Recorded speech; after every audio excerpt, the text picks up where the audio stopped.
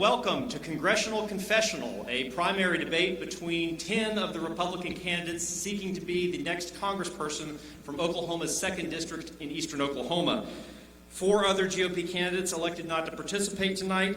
My name is Trace Savage. I'm the editor-in-chief of NonDoc.com. We're a journalism publication based here in Oklahoma. I'm excited to moderate tonight's debate with Jonathan Cooper of News on 6.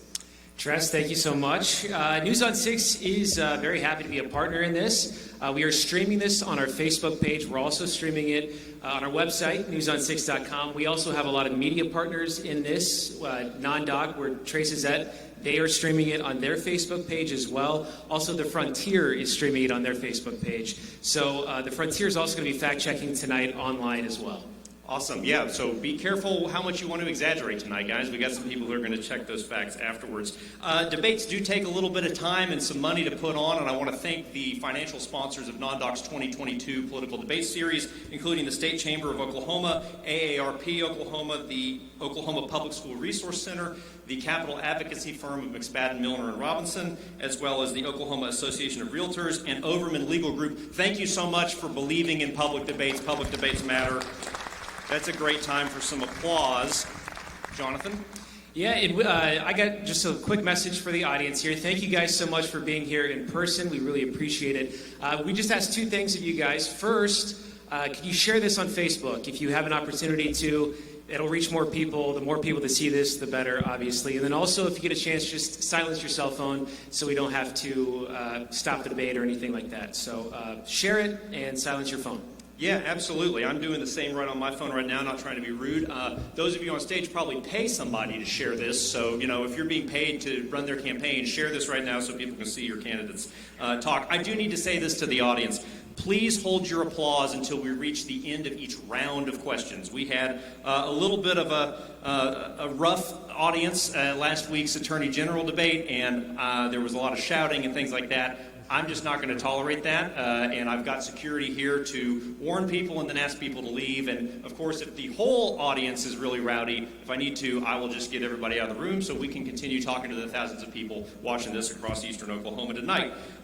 Let's talk about the format. We're going to have each candidate do a 60-second opening statement, and then we're going to have 3 rounds of questions. Then we'll have 60-second closing statements as well. We talked backstage about following those time rules that Mr. Brinkman over there is going to give us. We randomized an order earlier, and I am going to introduce the candidates very quickly as they give their opening statements. Mr. Avery Fricks, you are an OU grad, you're a Muskogee County resident, and you are a state representative in the Oklahoma legislature. 60 seconds opening statement to you. Well, first, let me say thank you all for being here tonight. As he said, my name is Avery Fricks. I'm running for U.S. Congress to take our country back from Joe Biden, Nancy Pelosi, and the liberal woke left that seek to destroy everything that President Trump was able to accomplish. I live in Muskogee, Christian, conservative, and small business owner. Grew up in small business. That my great-granddad started a small business of my own. My wife, who's here with us tonight, even has a small business of her own. And I ran for the state legislature to protect those small businesses that allow us to achieve the American dream. That's why I ran for the legislature, and I'm proud of the work I've done there to help protect girls' sports. It says biological men can't compete against girls. Proud of the work we've done to say thank you to President Trump, naming a section of highway after him. Proud of the work we've done to give law enforcement, our first responders, their first pay raise in state history. And I'm running for U.S. Congress to take those same conservative values and to protect our American dream in the United States Congress. I'm Avery Fricks, and I look forward to the debate tonight. Thank you, and God bless.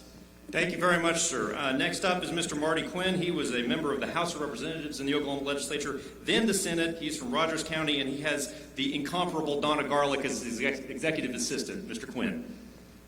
Thank you, Trace. 12 years ago, I was an outsider, a businessman, a father, a husband, all those things that we say that we're needing in D.C. The only thing different today is that I took that business sense, I took that family sense, I took the community, I took the church, and all those things that me and my family was involved in, and I spent the next 12 years in the legislature lowering your taxes, improving small business situations. All of those things I did by having something outside of state government. I never depended upon that check, and I'll do the same thing in Washington, D.C. If you want somebody that you can trust, If you want somebody that has a standard of truth, if you want somebody that has the ability to tell the difference between right and wrong, I'll go to D.C. and I'll come back home when you say so, and I'll make sure that while I'm there, that I do not worry about the next election cycle. My name is Marty Quinn. I'm a senator from Claremore, and I appreciate your vote on June the 28th. Thank you very much, Mr. Quinn. Up next is Mr. Wes Snowfire. He's an accomplished pugilist who's doubling his extra security for us tonight. Hopefully we don't need that. He's also a representative on the Cherokee Nation Tribal Council. Mr. Snowfire. Thank you again. My name is Wes Snowfire. Grew up just outside of northeast Oklahoma at Tahlequah. My wife and I, we've raised our 3 children there today, and I grew up in a faith-based family with my dad, who was a pastor.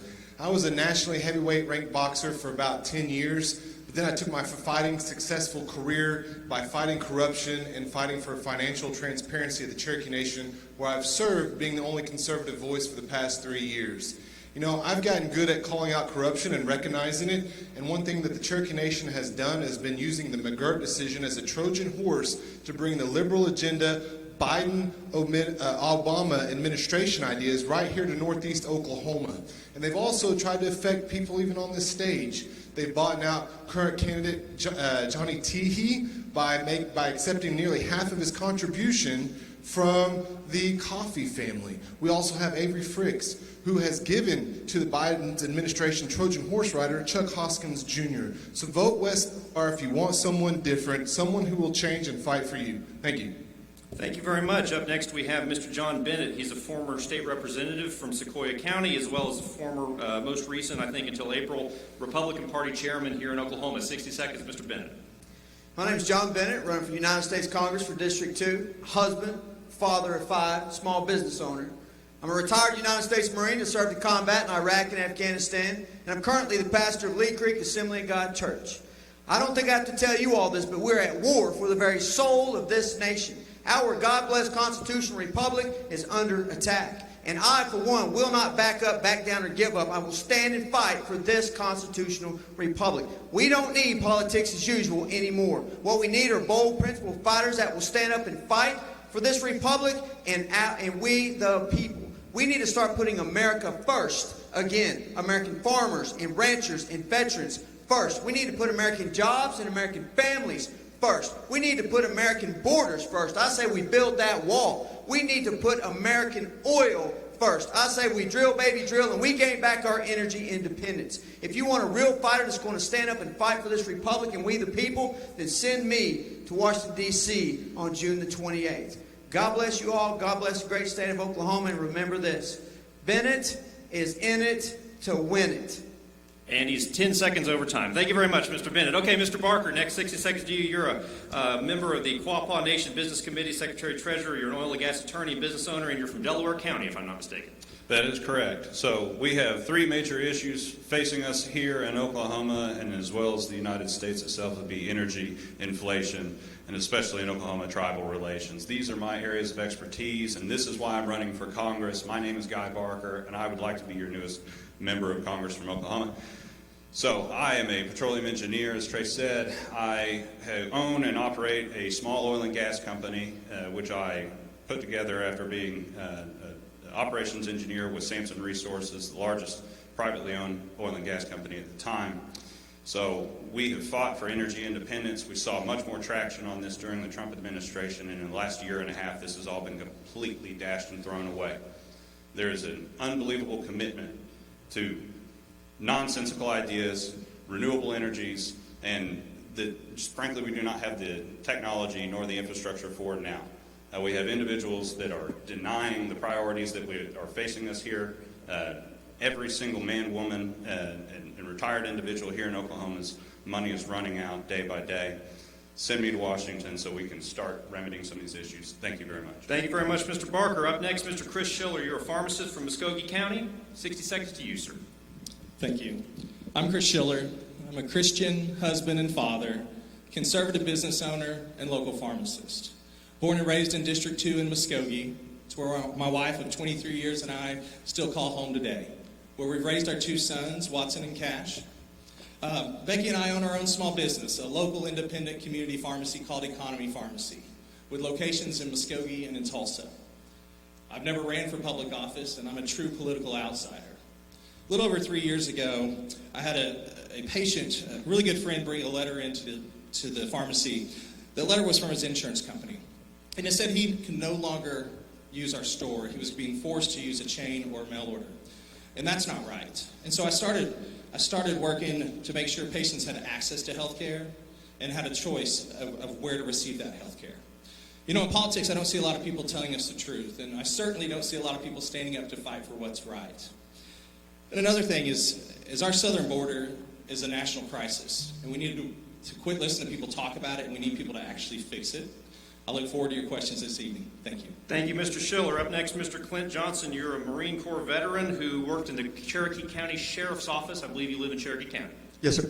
60 My name seconds. is Clint Johnson. I got out of high school, went to the Marine Corps, came back, got hired at Cherokee County Sheriff's Office, was there about 5 years. Before I went to narcotics, worked there about 9.5 years. Before I went to National Investigative Intelligence Agency with Dying Corner National U.S. State Department, worked to Ministry of Interior in Iraq. Anybody else sick of politicians? Every one of them need term limits from now on. We have got to get these career politicians out of Washington, D.C. and start getting fresh faces back up there. They have gotten rich off the taxpayer people. They have forgotten about every one of us out here. And what I see is Democrats and Republicans are out there fighting amongst each other, and nothing's being done for anybody in this room or anybody watching. It's time that we change who we send to Washington, D.C. If we don't start changing who we send up there, Washington, D.C. will never change.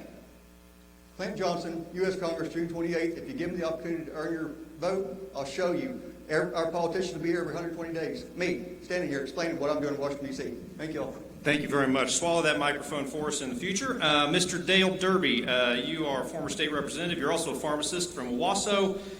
Which county, Rogers or Tulsa? Rogers. Oh, I live in. And Dale is my dad who passed Oh, away. David. I'm sorry. My goodness. Well, he was a good man, so it's not bad to say his name out here, right? That's correct. I agree with you. David Derby, former representative. Actually, I'm a former law enforcement, worked in the crime lab. I actually have a doctorate degree in pharmacy. I live in Rogers County. I actually operate a $23 million business today. I'm actually married to a tornado. That's my joke. This year, 25 years, and we're adopted parents of two fantastic boys. The reason why I'm running for Congress is this. I'm fed up with the fact that we have open borders. I'm fed up with the fact that we have reckless spending. I'm fed up with the fact that we have this liberalization of our school districts. And I'm fed up with the fact that we have this overtaxation and regulation on our small businesses. I see it on a day in and day out basis, and I'm tired of it. And we got to have somebody that has a backbone to stand up for it. Dale Derby, as Tracy said, was a lieutenant commander in the Navy. He taught me how to have a backbone and stand up and say, no, I'm going to Washington, D.C. and tell Biden and Pelosi, stop, you're an idiot. David Derby for Congress. Thank you very much. Thank you very much, sir. Mr. Johnny Teehee, you're the police chief in Muskogee, Oklahoma. I believe you may live in Sequoia County, and you are a Cherokee Nation citizen. That's correct. Thank you. Make sure that's on. There we go. My name is Johnny Teehee, and Is he on? Try it again. It shows green. Okay, good. my name is Johnny Teehee. Still working? No. I think so. I think you're good. Okay. Johnny Teehee. I was raised in Vying, Oklahoma, by my grandparents, two full-blood Cherokee Indians. Didn't have much, but we had two things my grandma taught me that I keep today. One is God. She said, throughout the course of your life, you're going to have coworkers, relatives, spouses, all kinds of different people that you run into that will walk away from you, turn your back on you. God never will. The other thing she told me was work ethic. She said, doesn't matter where you work, who you work with, what you're doing, or how much you're making, always do your best every day. Not every other day, not 2 or 3 days a week, every day. So I took those two things, started out the Vying Police Department, went to the Muskogee Police Department, worked my way through the ranks, and was promoted to Chief of Police in 2018. I've been at the Muskogee Police Department now for 35 years. I want to take those two things, God and work ethic, to Washington, D.C. If there's any place that needs it, it's D.C. And if your fact checkers are working tonight, they'll know that what Mr. Nofar said is absolutely wrong. Thank you very much. Last but not least, Dustin Roberts. You're a state representative in Bryan County. You're a Choctaw Nation citizen, and you have had a various business interests in your life. So, 60 seconds. Thank you, Trace. My name is Dustin Roberts, and I'm running for Congress because our country is at a crossroads.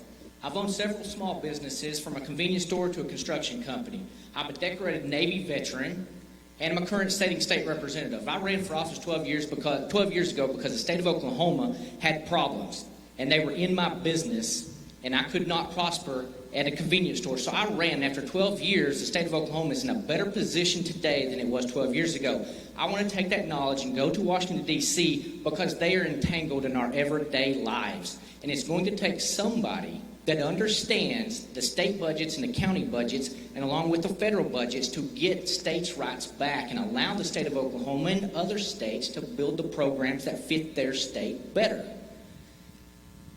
Veterans are being left on the vine.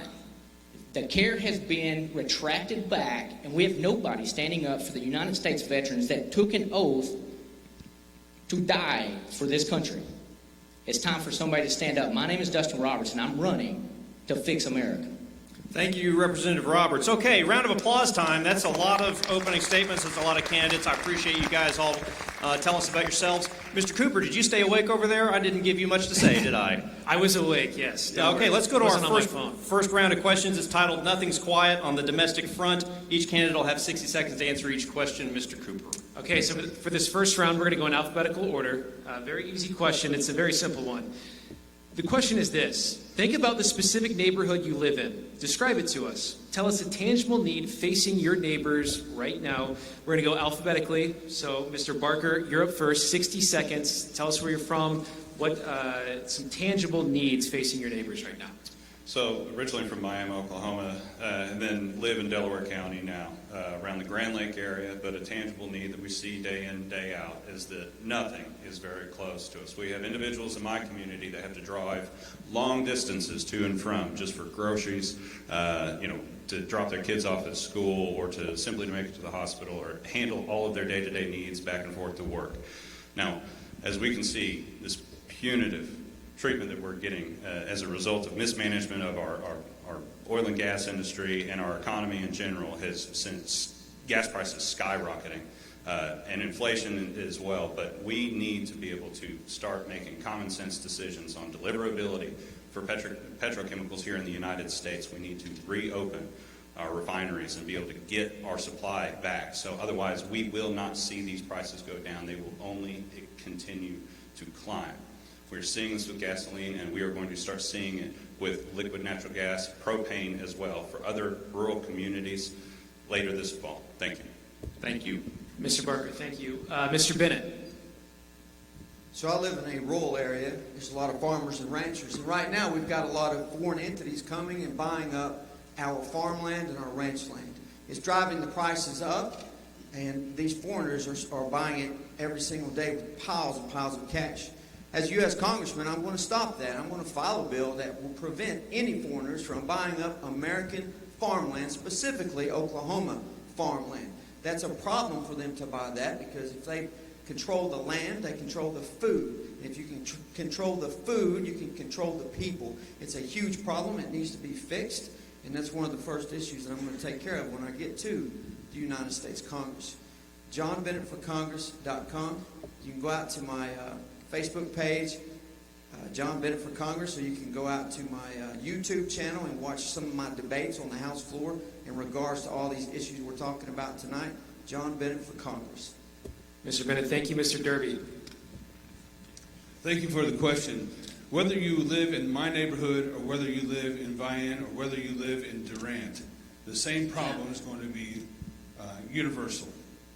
The fact of the matter is the failed policies of Biden and Pelosi has made our economy non-viable. Inflation is astronomical. The gas prices are astronomical. It costs $200 a day to drive a combine to produce wheat in 2020. It costs $750 a day today to do the same job. If it costs that much more dollars today to take that wheat to the store to produce bread, then you go to the local grocery store and you have to put gas in your car to go to that local grocery store, and you have more money out of your pocket to go buy that bread, then the same problem, whether you live in my neighborhood or those other neighborhoods, is reoccurring. That's the problem. We have failed policies of Biden and Pelosi. You're looking at the only guy who took on the oil and gas industry's taxes and burdens and regulations and eliminated them in the state of Oklahoma. Mr. Derby, thank you. Mr. Fricks. I live in a very rural area. There's only one other neighbor on my street. But you know, the inflation caused by the Biden administration is hitting my neighbors and everybody that I know the hardest. You can't afford fertilizer anymore. Some of my neighbors are having to decide whether they want to go out of business, a farming business that they've been in for generations. We can't afford the basic necessities because of the Biden administration's failure and their lack of cutting government spending. We have to stop paying people to sit at home. We've got to get people back to work. We've got to get the economy moving again, just like it was under President Trump. We've got a plan to do that. Visit averyfricks.com. Thank you. Mr. Johnson. I live in a rural community in Tahlequah. My biggest thing that I see out here is inflation and energy. The other day I was driving around Tahlequah and I picked up a lady that was walking about 10 miles out of town. It was 89 degrees. Picked her up, she got in my truck, I asked her, ma'am, what do you need? She need a ride? She said, I'm going to return my books at the library. She was 86 years old. She didn't have the gas money to drive to town, and she didn't have anybody she could call that she would be a burden to. Our economy is killing us. The gas price is killing us. It's time to send people back to Congress that are going to go to work for the American people, that aren't going to go up there and fight and argue or anything else. That's going to go up there and put the work in. It's going to get our country straightened back up and make this a better country. And what we need to remember up here is this ain't about us. It's about every one of you all and everybody driving up and down the road and everybody watching right now. It's about the citizens of this community, of this District 2, Oklahoma, and the United States that we represent. Don't have an ego. Don't have a personal agenda. Go do your job. How hard is that? Thank you. Mr. No Fire. Well, I think everybody living in 2nd Congressional District lives in rural America. So we know that inflation is a big issue. However, out of 28 counties, we're the only one that has addressed the Mcgregor decision. That is the biggest threat right now and how it's being handled to all of the 2nd Congressional District of Oklahoma. I'm the only one that sat down with tribal leaders. I'm the only one that sat down with state leaders to find a solution. And I look forward to talking with you guys more about that tonight because I know it's going to be in the second part of this panel. However, I'm the authority on Mcgregor, and I stand for that, but I've seen an inconsistency in law and a rise in crime wave. And that's the reason why everybody is looking to us to solve that issue. And we've been addressing it. We've been standing firm with that. And we're looking forward to getting your vote June 28th so you can send us to D.C. to make sure we solve that issue. Appreciate it. Mr. Quinn. My neighbors are feeling the effects of the Biden-Pelosi trickle-down destruction of our economy. But it's a destruction of our economy because there's a purpose behind it. And that purpose is to take capitalism away and replace it with a socialistic society that makes you dependent upon the government ahead of you. Whether it's infrastructure, whether it's energy independence, or whether it is overregulation that is destroying our supply chain. Doesn't make any difference if you're a farmer. It doesn't make any difference if you're a restaurant owner, if you're a hardware store owner, or if you own the local clothing store. All of them are feeling the effect of the Biden-Pelosi trickle-down destruction of the oil and gas industry, and it's all for a purpose. I want you to remember that. I will challenge those things. I will challenge those things to the highest level if you elect me June 28th to go to D.C. Thank you. Mr. Roberts. Thank you. Dustin Roberts again. I'm from Bryan County, which is a rural part of Oklahoma, the southeastern corner there. There's several issues, as we've talked about with inflation there, that's hitting our county governments, where our county governments now cannot go out and grade roads, can't do such like that. So it's the government that's in our business that's driving up the cost of petroleum, gas, that needs to be pulled back. The second thing is the overreach from the Corps of Engineers that's not allowing the economic development to grow in our area. Pulling back those regulations and letting the local communities prosper. One of the first pieces of legislation I will be filing will be the Taxpayer Protection Act. And what it does is allows the federal government to give down excess equipment that's just sitting in the fields rotting, instead of having the county governments come out and buy those equipment back. So what we can do is give the county governments the equipment that they need to do the job that's already been paid for with taxpayer dollars, instead of making the county governments and state governments buy back those equipments. Thank you. Mr. Schiller. Excellent question. I'm from Muskogee, and I'm not from rural Oklahoma. And the Muskogeans struggle with a lot of different things right now. And I think the number one thing that we struggle with is the open border, the southern border. We are being inundated with illegal grows in Muskogee County. And that's all coming up from the southern border. We need to reinstate the Trump policies. We need to build the Trump wall. We need to reinstate, detain, and deport. And we need to add three things to that. We need to impeach Joe Biden and remove Secretary Mayorkas from office. We need to not fund any type of government funding until we remove the policy of catch and release. What the left does now, instead of detain and deport, they catch the illegal immigrants, release them into the United States wherever they want to go with a bus ticket and a free cell phone, and that is unsustainable. And thank you very much. Thank you. And Mr. Teehee, you're last. Like to, I'm from a rural area, but with regards to the police department, one of the things that affects both those in the county and in cities all across the 2nd District is our southern border being open. The absolute influx of fentanyl is killing young people, young adults, the overdoses.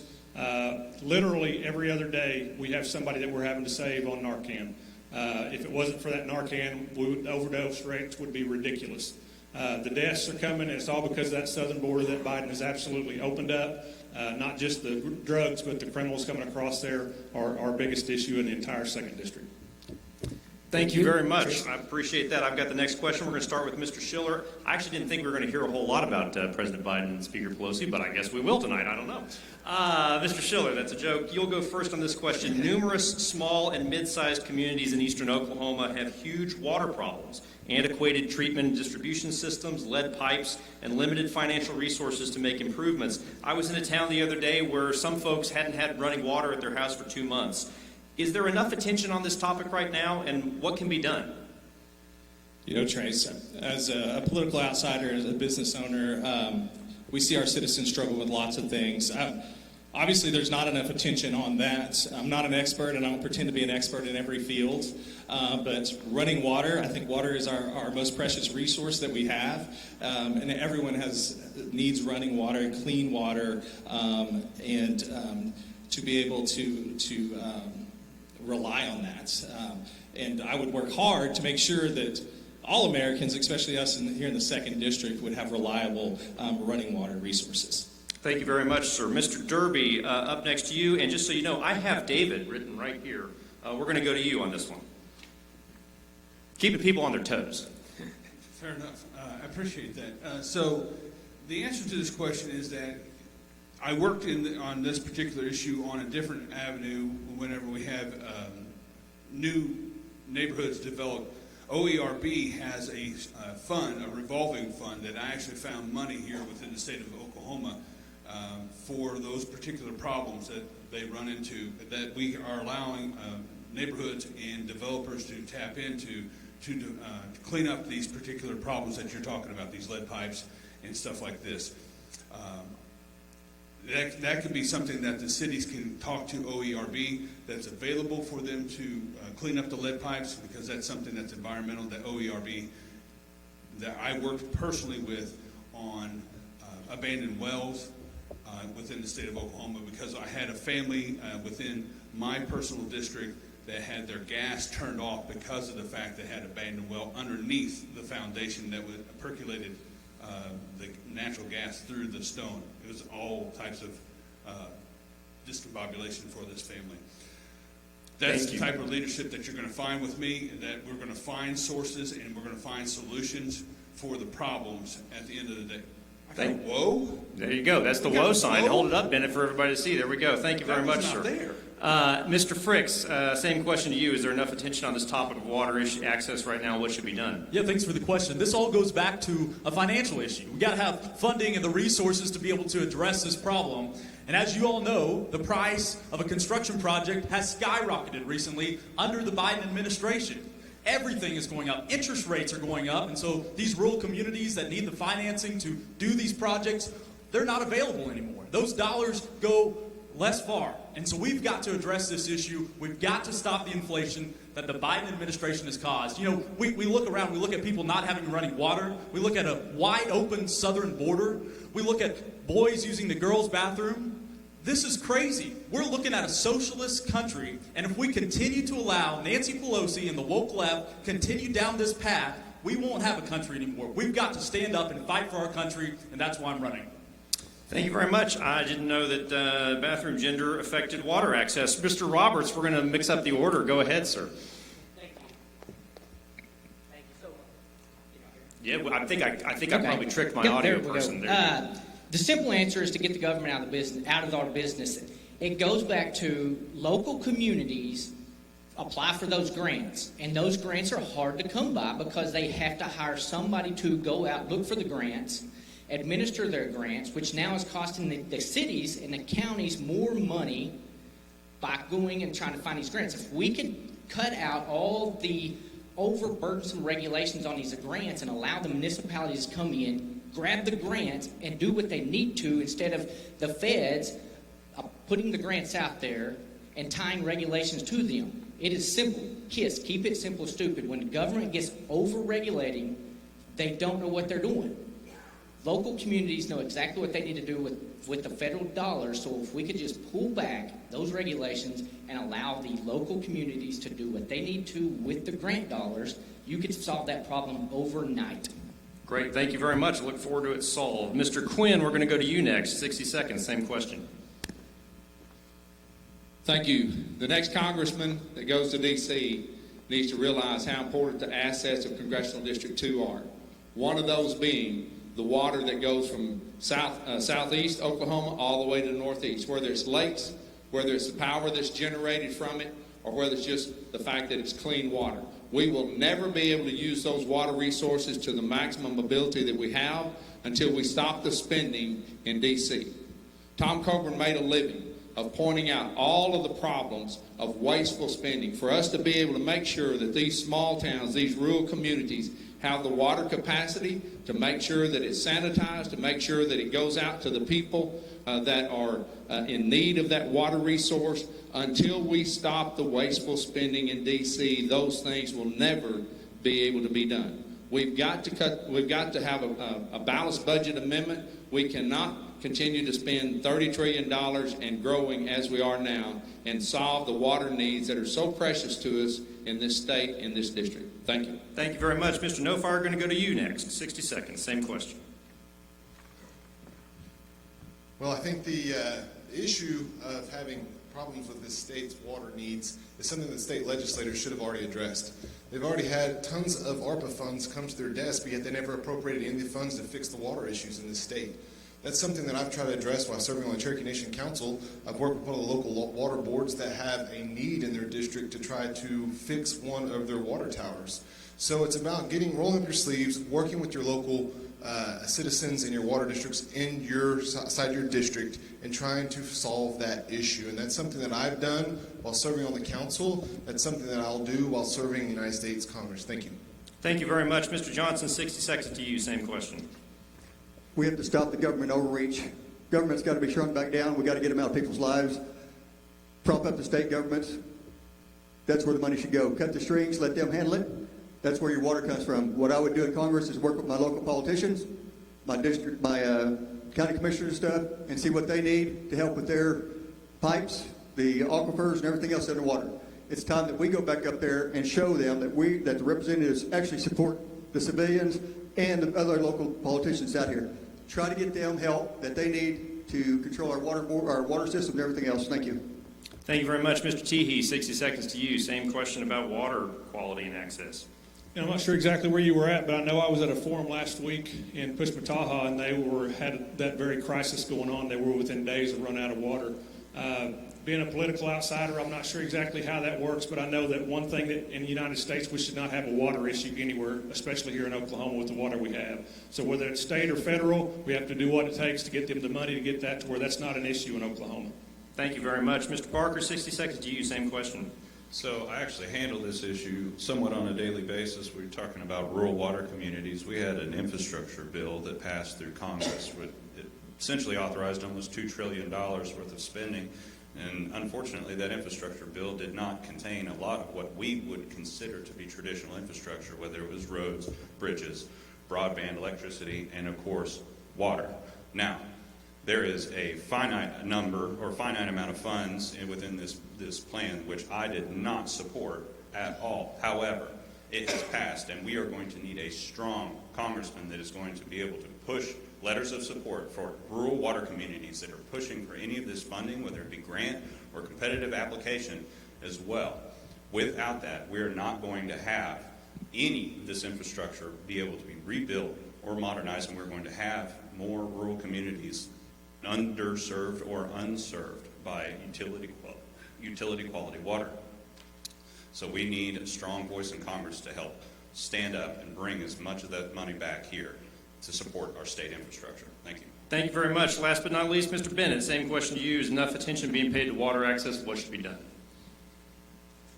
So first and foremost, it's been said already, but government's not the answer. Government is the problem, especially big government. Outside of the 18 innumerable powers, the federal government does not have any power or say-so, or should not, in no region to the state. So what I mean by that in this particular instance is for the water resources and the infrastructure to be taken care of at the local level. Now, the congressman should and can support what they're doing at the local level. For instance, instead of sending $40 billion over to Ukraine where it's being wasted and not used for what it's supposed to do, maybe in that instance you should take that money back and sink that into the local communities instead of wasting our taxpayer dollars.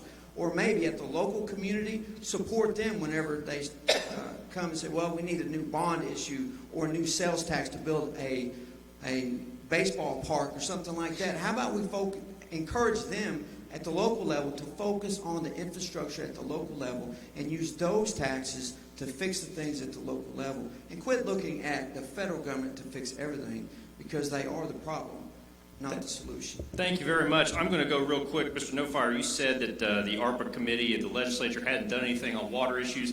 Representative Fricks, Senator Quinn, Representative Roberts, you don't have to stand up. It's just going to be real quick. 15 seconds. Anybody want to talk about what is going on with that ARPA money in terms of the water? Either of you? There's 15 seconds. Go. There you go. Well, Trace, we had set up a committee of House and Senate members going through those ARPA dollars, working with the governor to actually get one-time projects such as those accomplished for the state of Oklahoma. And it is an effort put on by the legislature. Perfect. Thank you very much. We'll go ahead and go on. Mr. Cooper. We're going to switch things up a little bit. This is going to be a raise your hand question. So we're going to talk about foreign policy right now. The Russian invasion of Ukraine continues 4 months after it started. The chief of NATO said recently that the war could go on for years. 47,000 people are dead. 15 million people are displaced. The question is this: should the U.S. engage militarily with airstrikes and boots on the ground? Raise your hand if you believe that should happen or happen anytime soon. Crickets. Okay. Nobody has raised their hand. Okay. I guess let's start with Mr. Roberts. Tell us why you think the U.S. should not get involved. Because it's not our issue. We've got issues here with inflation and issues with our veterans and our military that we need to be taken care of right now. The president, a couple of years ago, President Trump was exactly right. NATO needs to stand up, and they need to put their fair share of the resources into what's going on across the European theater. UN needs to step in. It's not America's problem to be the one to stand out in front of everything. We've got problems on our home front that we have got to take care of right now and let everybody else stand up and help us. We can't be the leader in everything. Okay, thank you. We'll do 45 seconds for these. Mr. Quinn, you're next. First and foremost, we missed the opportunity when you did not have a leader of the free nation, the United States of America. Biden missed his opportunity. Trump would not have missed his opportunity. Putin would have never went into Ukraine because they would have been too afraid of what would have happened.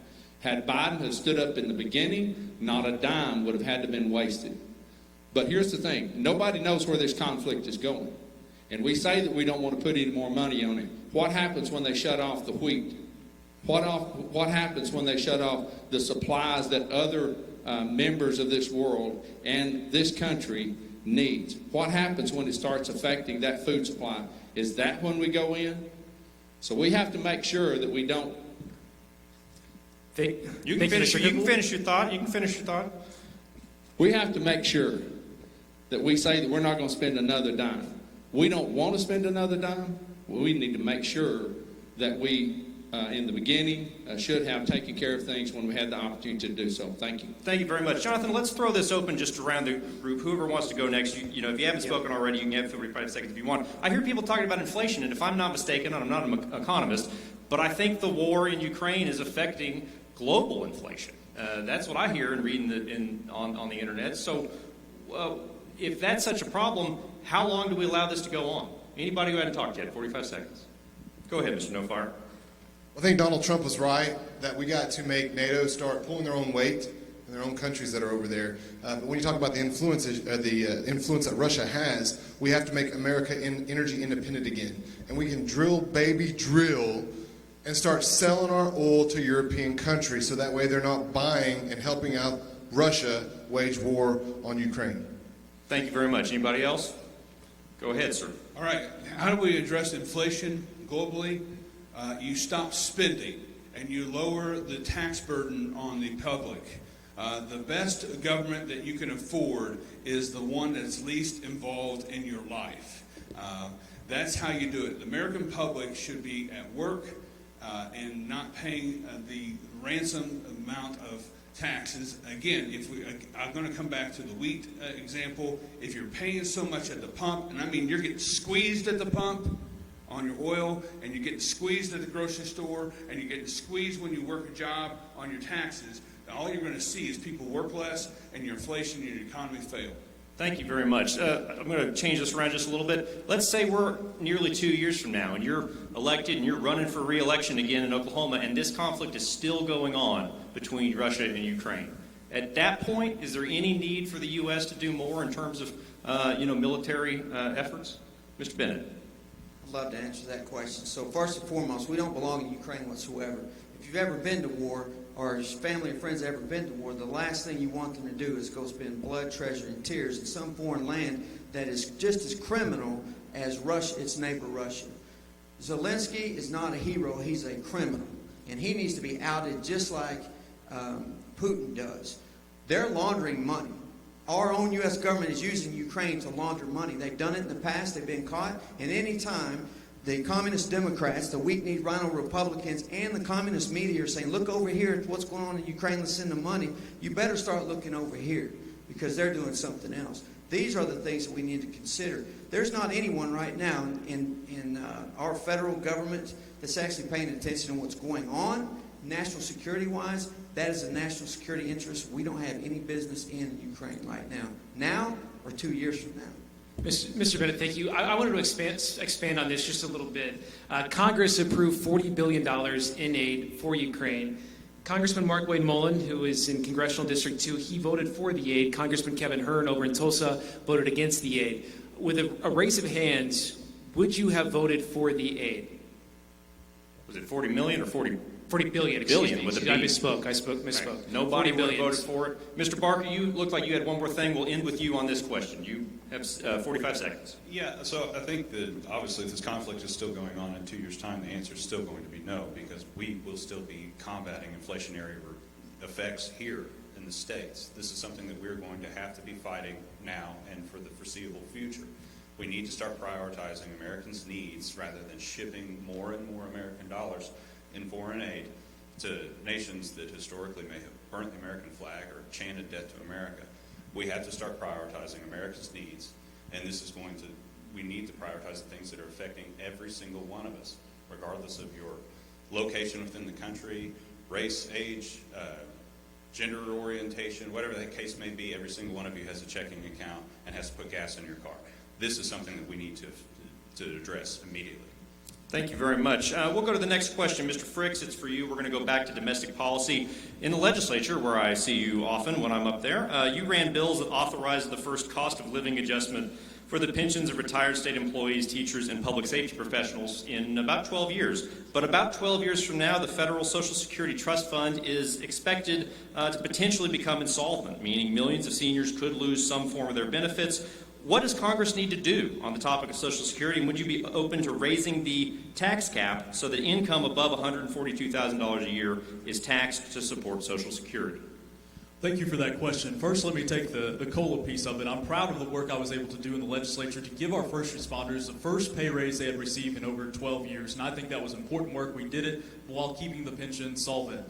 As we move and look at what's happening at the federal level right now, one of the things that we do really good in Oklahoma is we pass a budget every year, a balanced budget. We have a constitutional amendment that requires us to pass a balanced budget. We haven't passed a budget since the 90s at the federal level. We've got to, first and foremost, be able to pass a balanced budget. We can't just keep increasing taxes to pay for it, and we've got to make investments into that Social Security fund through a balanced budget. We've done that in Oklahoma through our pension systems. Now our pensions are more solvent than they've ever been. We've got to do the same thing at the federal level. Thank you. Thank you very much. We're going to go 45 seconds on these answers. Mr. Johnson, next to you. We've got to stop all the wasteful spending that goes along with Congress. We've got to start cutting the ties, shrinking the government down, and start taking care of American citizens again. We've got to, a tax hike is not what we need. We need to break down the government and reduce spending our money overseas on stupid programs, bring it back and take care of American citizens from now on. This is what we need as far as the citizens of this country elect us to a position to go up there and do a job. Stop stealing our money.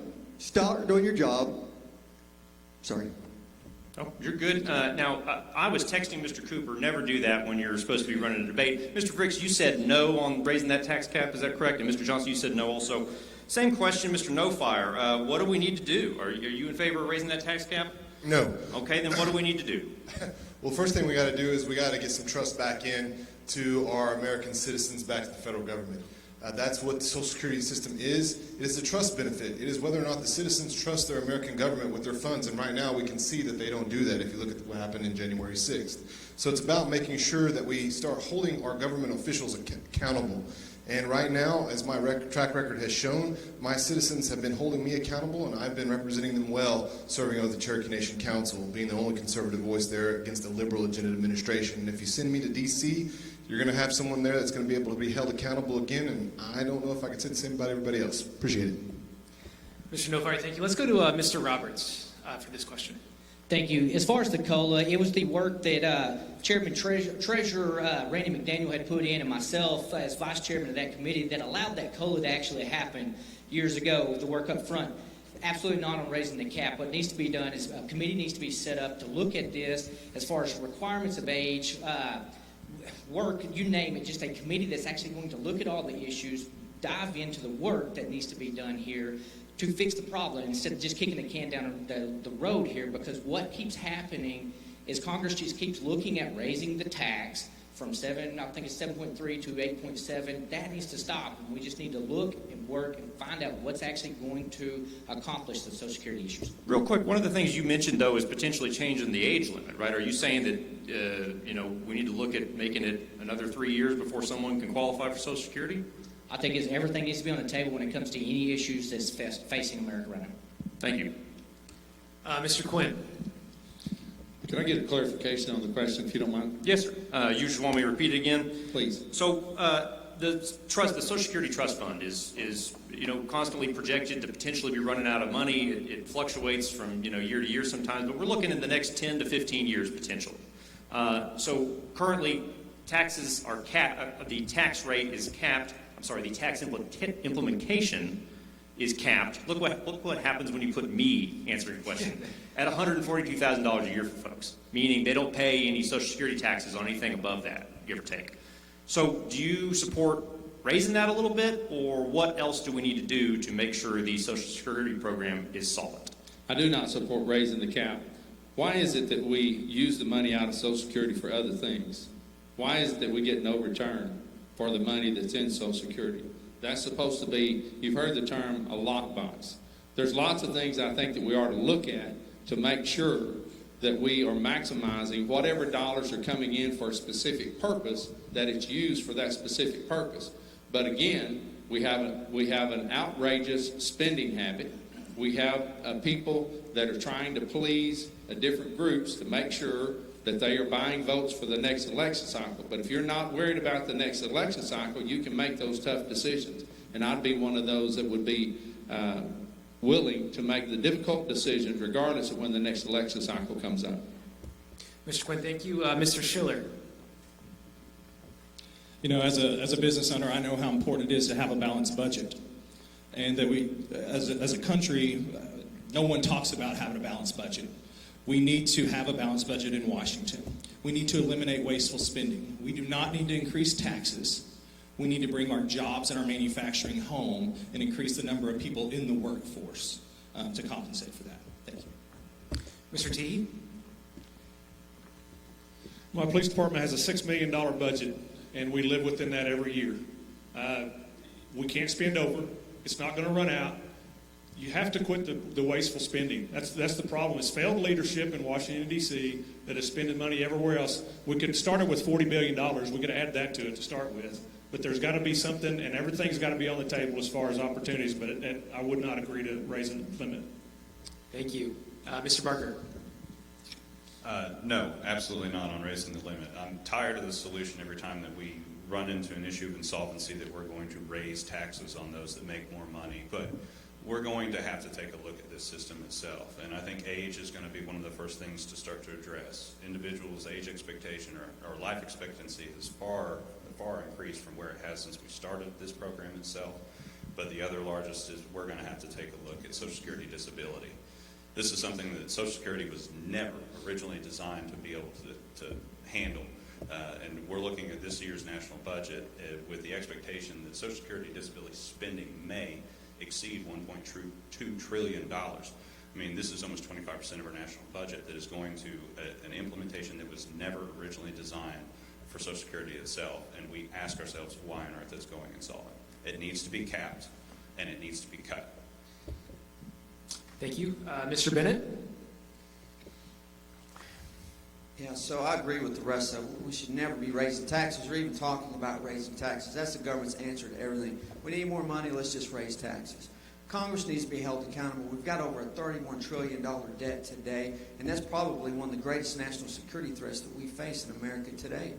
And they're doing it off the backs. They're spending money out of Social Security funds, spending the money of our elderly, those that have paid into that system with the promise that we will give this back to you so you can live your latter years with a little bit of money. That's ridiculous. What we should do is go back in and stop Congress from raiding that fund every time they need money. And we should find them every time that they do and then stick that money back in there for the Social Security beneficiaries. How about we allow the Social Security beneficiaries to invest their own money? I'll stop paying Social Security tax today if they'll let me take that money and invest it myself, because I can make a lot more money that way than we can trusting the government. Mr. Bennett, thank you. Let's finish with Mr. Derby. Thank you for the question. I actually have some history with this here within the state of Oklahoma. We went from, when I first was elected, the teacher pension and the fire pension and the police pension were 40% funded. We went from a defined benefit to a defined contribution. You want to fast forward to this year, and they're all 100% funded, which allows for the COLAs and things of that nature for them to raid into the purpose of the fund. That's something that we need to have a serious conversation with people at the federal level to make a balanced budget amendment, because you have to do that with Medicare, Medicaid, and Social Security. You have to allow Social Security to be like a 401k system, and then you have to have Medicare and Medicaid simply become to, I really hate the 45 seconds, by the way, become a defined benefit or defined contribution as opposed to a defined benefit, and that way you have the money left over so it never becomes insolvent. Thank you. Thank you very much, Representative. I'm going to go to the last question of this round. We're going to start with you, Senator Quinn. This April, the legislature approved HB 4455 to create a rebate program that could pay up to $800 million to a little company called Panasonic if they select Oklahoma's Mid-America Industrial Park in Pryor as the location for a new battery plant. It'll be a lot of jobs, a lot of investment. The money will not be given unless the company selects Oklahoma and hits a series of investment and job benchmarks.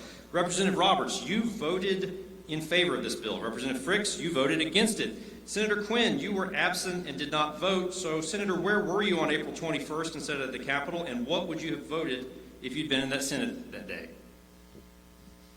Thanks for that personal question, Trace. I really appreciate that. I know you three gentlemen pretty well, so let's go.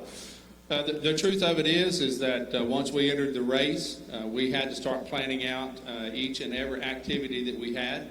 You never know what bill is going to come up, for a long period of time. Some of those come up rather quickly. Some of them are planned out ahead of time. We had commitments that we made in the district, and that's the obligation that I had. I made an effort to call back to make sure that the votes were there. I was going to drive back the 3 hours necessary to accomplish that task. I was guaranteed that the votes were there. So that's where I was at. My stance on this piece of legislation, or any stance on legislation that has some type of a... Can we continue? Yeah, no, please. I want to know yes or no. Were you for it? It takes longer than to say I'm for it or against it. I want to make sure that if I'm taking a tax dollar from you, I want there to be some type of return on that investment. I want to make sure that the things that says that you're going to get that tax dollar, that all of those things are met to where that we're building a level of truth built into any of these tax incentives or tax rebates or tax exemptions, because I have fought against exemptions when it said that it was only going to cost $2 to $3 million and wound up costing us almost $2 billion. So for it or against it? You would have In been this for. particular case, based off of the knowledge that I had at the time, I would have supported this piece of legislation. Now, if things have changed, which I'm understanding that that's possible, had things changed, then that might have been a different story. But on that particular day, I would have voted for it. Thank you, Senator. Now, Representative Fricks, he said he voted yes. Representative Roberts voted yes. You voted no. Why? Well, thank you for that question. First, let me say I always support economic development and bringing more jobs to the 2nd Congressional District and bringing more jobs here to Oklahoma. But I have to look and do my due diligence to the people that elected me. We received that bill just hours, maybe about an hour before we were required to vote on it. I didn't have a chance, and I don't think anybody would have had a chance to thoroughly vet that bill like I felt like I needed to, and so I had to vote no. I also didn't feel like they had the right accountability and oversight put into that bill. Those are our tax dollars, hard-earned dollars that we give to the state of Oklahoma. I want to make sure that we invest those wisely. It's not because I'm against economic development, but it's because I wanted the proper oversight. Thank you. Thank you very much. Representative Roberts, you voted for it. Why did you vote yes? I voted yes just because of the lockbox, because the legislature had worked from the start of session to the moment we took the vote on that. So each one of us had an opportunity to have a voice in that piece of legislation and make sure the locks were in there to protect the taxpayer dollars, and they were. As a member of leadership and as a member of the floor team, I seen what was there. It was a good piece of legislation, especially for rural Oklahoma. We don't have jobs in southeastern Oklahoma, very sparse amounts of jobs. So economic development is critical for the 2nd Congressional District, and I'll support any time, especially if it's protecting taxpayer dollars, such as this piece of legislation. The way I looked at that piece of legislation, it was an escrow account set up to a certain degree to where that company had to invest in the state of Oklahoma before they ever got a single dollar of taxpayer money. Thank you very much. Hands for the other 7 candidates who weren't in the legislature. Would you have supported that bill? Was it a good idea or a bad idea? Good idea. Raise your hand. Nobody. Okay. 30 seconds to anybody who wants to say why they would have been opposed to it. Mr. Johnson. I went to Mays County and spoke to the people, and every one of them said, you know what, some of us for it, some of us against it. Why don't they put it to the vote of the people? That's exactly what needs to happen. Those people didn't want it because of the chemicals that could go in the ground and everything. So what I think is it should have been left up to the people to vote on it. And then if it passed, it passed. If it survived, it survived. If it didn't, but at least the people got to vote on it. That's our option. That's what we should be able to do. Vote on stuff in our community. Thank you very much. Anybody else? 30 seconds. Mr. Teehee. I don't know how I would have voted because I didn't see the particulars about it. The shame of it is that the federal government has got us to the point to where we have to compete state to state, city to city for these things to come in the first place. It should be something where everybody has an opportunity to have it and not have to compete where we have to. It's who pays the most money, whether it's Kansas or Oklahoma, and that's what determines where these big companies go to. Thank you. Anybody else? 30 seconds. Mr. Bennett. So just like Mr. Johnson, I went to Mays County and talked to them about it as well. They overwhelmingly did not want it. They actually did a recall, and they're doing a vote, and overwhelmingly they're saying we don't want this in our community. They're forgetting about the TIFs, the tax incentives in all district that they're setting up, which actually takes money away from the local community. The local community has says, why aren't they reinvesting in our businesses and helping us build up our businesses? This is just another tax grab that the government is giving to someone else to take away from our citizens, and it should have never been done. Thank you very much. Anybody else? I see somebody standing up. Mr. Derby. Thank you. So it's going to be a no for me on this, similar to like what we did with the wind, when it was promised to be $4 million and ended up being $2 billion in tax credits because of all the nonsense that's in the fine details. And then you go to Mays County, and then all those individuals and citizens of CD2 in Mays County were worried about where's everybody going to live. There's not enough housing in Mays County. There's not enough water in Mays County. There's not enough infrastructure for Mays County. There's not enough school districts in Mays Counties to handle the influx of employees for this particular Panasonic. Is right, Panasonic? I don't think they want me to say it, but I said it, so yes. Okay, fair enough. And so that, at the end of the day, if you got a representative for CD2, we need to represent everybody and all their concerns, and that's what you'll get from me. Thank you very much. Mr. Barker, Mr. Schiller, Mr. Nofire. Anybody? Mr. Nofire. Obviously, there were some questions about Panasonic Canoe, what they were doing and who they were backed by. A lot of people had questions about being backed by China, and I think that's something that the citizens there, when I was meeting them, absolutely brought forward to my attention. So it was a pleasure being up there speaking to them, and absolutely I would have been standing with the constituents there. Thank you very much. Mr. Barker? I think that we have to have a discussion about tax incentives when we have these projects come in. I mean, we start looking at tax subsidies. It's principally why I would probably be standing up to this. Now, that being said, I'm not against economic development. Being from Miami, seeing what happened whenever the B.F. Goodrich plant closed, I mean, it can decimate parts of this state and parts of this district itself. Now, looking forward as this role and as a federal lawmaker itself, this is not something that I would get involved in. I think that this is a county or community decision. We can see how this can get off the rails when you look at AOC in New York. Whenever she opposed Amazon coming in, they lost out on so many jobs on this. But whenever it comes to tax subsidies like this, I can't support it. Thank you very much. Mr. Schiller, last but not least, 30 seconds. Without knowing all the specifics of it, I do believe that, hearing what I've heard, that I would be against it also. But we do need to bring manufacturing here. We need to bring jobs here. But we need to make it good investments. If we're going to take that tax dollars and invest them, we need to get a return on that investment. Thank you very much, Mr. Schiller. Round of applause time. That's the end of round one. We're strapped in. We're 2 minutes ahead of my schedule. Amazing. Good work, guys. Thank you very much. Our second round is called Schrodinger's Reservation Theory. I think that's funny. Google Schrodinger's cat if you don't understand what I mean. Candidates are going to have 60 seconds to answer questions in this round. I'm quickly going to try to provide some background. Mr. Cooper, take a nap. Mr. Wood, you can zoom in on me. In July 2020, the U.S. Supreme Court ruled in Mcgregor v. Oklahoma that for the purposes of the Major Crimes Act, the historic Muskogee Nation Reservation had not been disestablished by Congress, meaning its 3.2 million acres still exist as an Indian country reservation under 18 U.S.C. 1151A.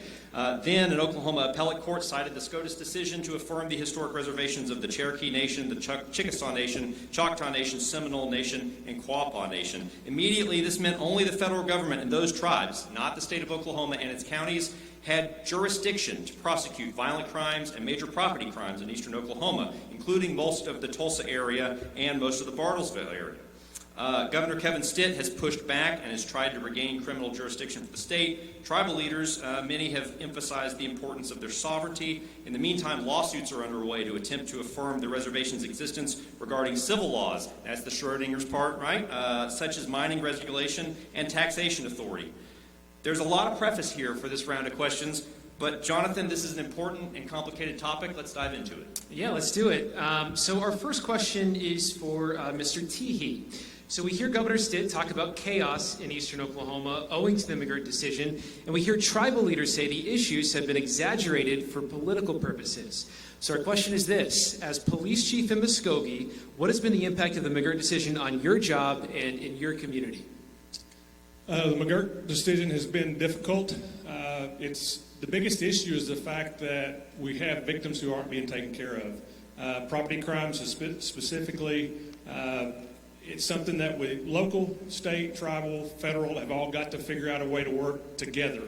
The sovereignty issue is there, but the bottom line is that we have to have the victims that are getting justice. That's the bottom line, and we have to work that however that is, or whatever process it is, we've got to get our victims justice. Okay, thank you. We know that not all of you have been in law enforcement. Some of you have been. You've mentioned that. But I'm going to do a follow-up. What has the impact been in your own local communities? Let's start with Mr. Derby. Catching you off guard. Congress will do that. No kidding. I appreciate it. So in regards to McGirt, actually I was down in Stigler this past weekend and actually talked to the sheriff. And so I actually had a long conversation with him. So former law enforcement, had worked in the crime lab, and he and I had a long conversation. McGirt has been catastrophic for that particular county, and the fact that he doesn't understand or know how to prosecute perpetrators, because he can arrest somebody and it can be a tribal member, and then 2 hours later they're out back on the street for what is a felony for federal is a misdemeanor in the tribal court, and 2 hours later they're back out on the street. The fact of the matter is when it comes to justice, it needs to be blind. There has to be restitution for the victim, and there has to be punishment for the perpetrator. I don't care if they're purple or if they're 17,000 feet tall or 2 inches tall. It doesn't matter to me. At the end of the day, justice needs to be blind, and both of those things on the scale has to be adjudicated. Thank you very much. Appreciate it. Mr. Cooper. Mr. Fricks. Well, we definitely have to have clarity on the McGirt decision. It's created a lot of challenges for us. We've got to be able to sit down with the tribal leaders and make sure that all 4 million Oklahomans are protected. We've got to sit down with our law enforcement partners and come to the table and come up with a solution. Right now, this McGirt decision is almost kind of like a bad divorce. The only people winning in this are the attorneys. The attorneys are getting paid millions and millions of dollars. We've got to come back to the table and find real solutions to protect all 4 million Oklahomans. Thank you, Mr. Johnson. This goes back to what I was saying a while ago. Our politicians have got to stop playing with people's lives. They got to realize that this is about the American people and not any of us on this stage. We have got to get back up here. They have got to get in a room and solve this out. We had a cooperating individual agreement when I worked for the sheriff's office, and it worked out perfect. And all of us got along great. We did our jobs. We've got to go back to that. Get these people in a room. Start doing your jobs. Quit having ego, and let's get the people protected like we're supposed to. Thank you, Mr. No Fire. You've been talking about this a little bit with the Cherokee Nation. Your perspective on this? It's going to be hard to try to dive into this in 45 seconds. However, Well, you got 60. You got 60. I'm sorry. Okay. Yeah. Big Great. finish. A little bit longer, 15 more seconds. But one of the big issues is that tribal leaders and state leaders are using it as political warfare to attack one another.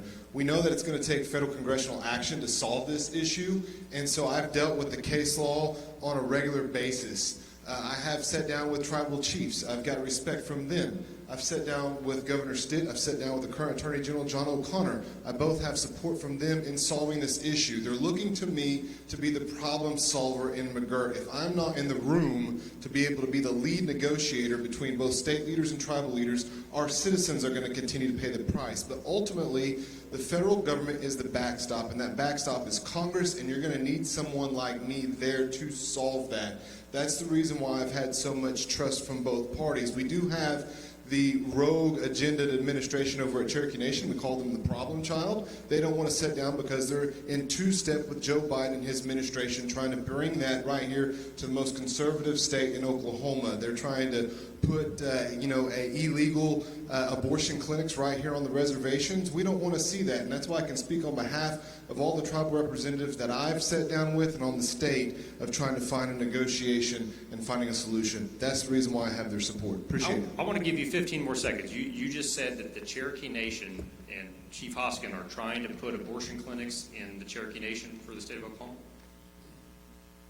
Absolutely. You know, you have to mirror the state law in order to make congruency of the law. And they've tried to stop me from bringing abortion law to the tribal council by placing new rules and procedures in there. Instead of having one council member who can bring it forward as a sponsor, they've changed that to 5, which has effectively made, there's no justice for our citizens out there to have representation anymore. Thank you very much. Mr. Roberts, I think next to you, 60 seconds. What's been the impact of the McGregor decision? Thank you. What was just said, I think it's an Oklahoma problem. We need to stop looking to Washington, D.C. to fix all of our issues.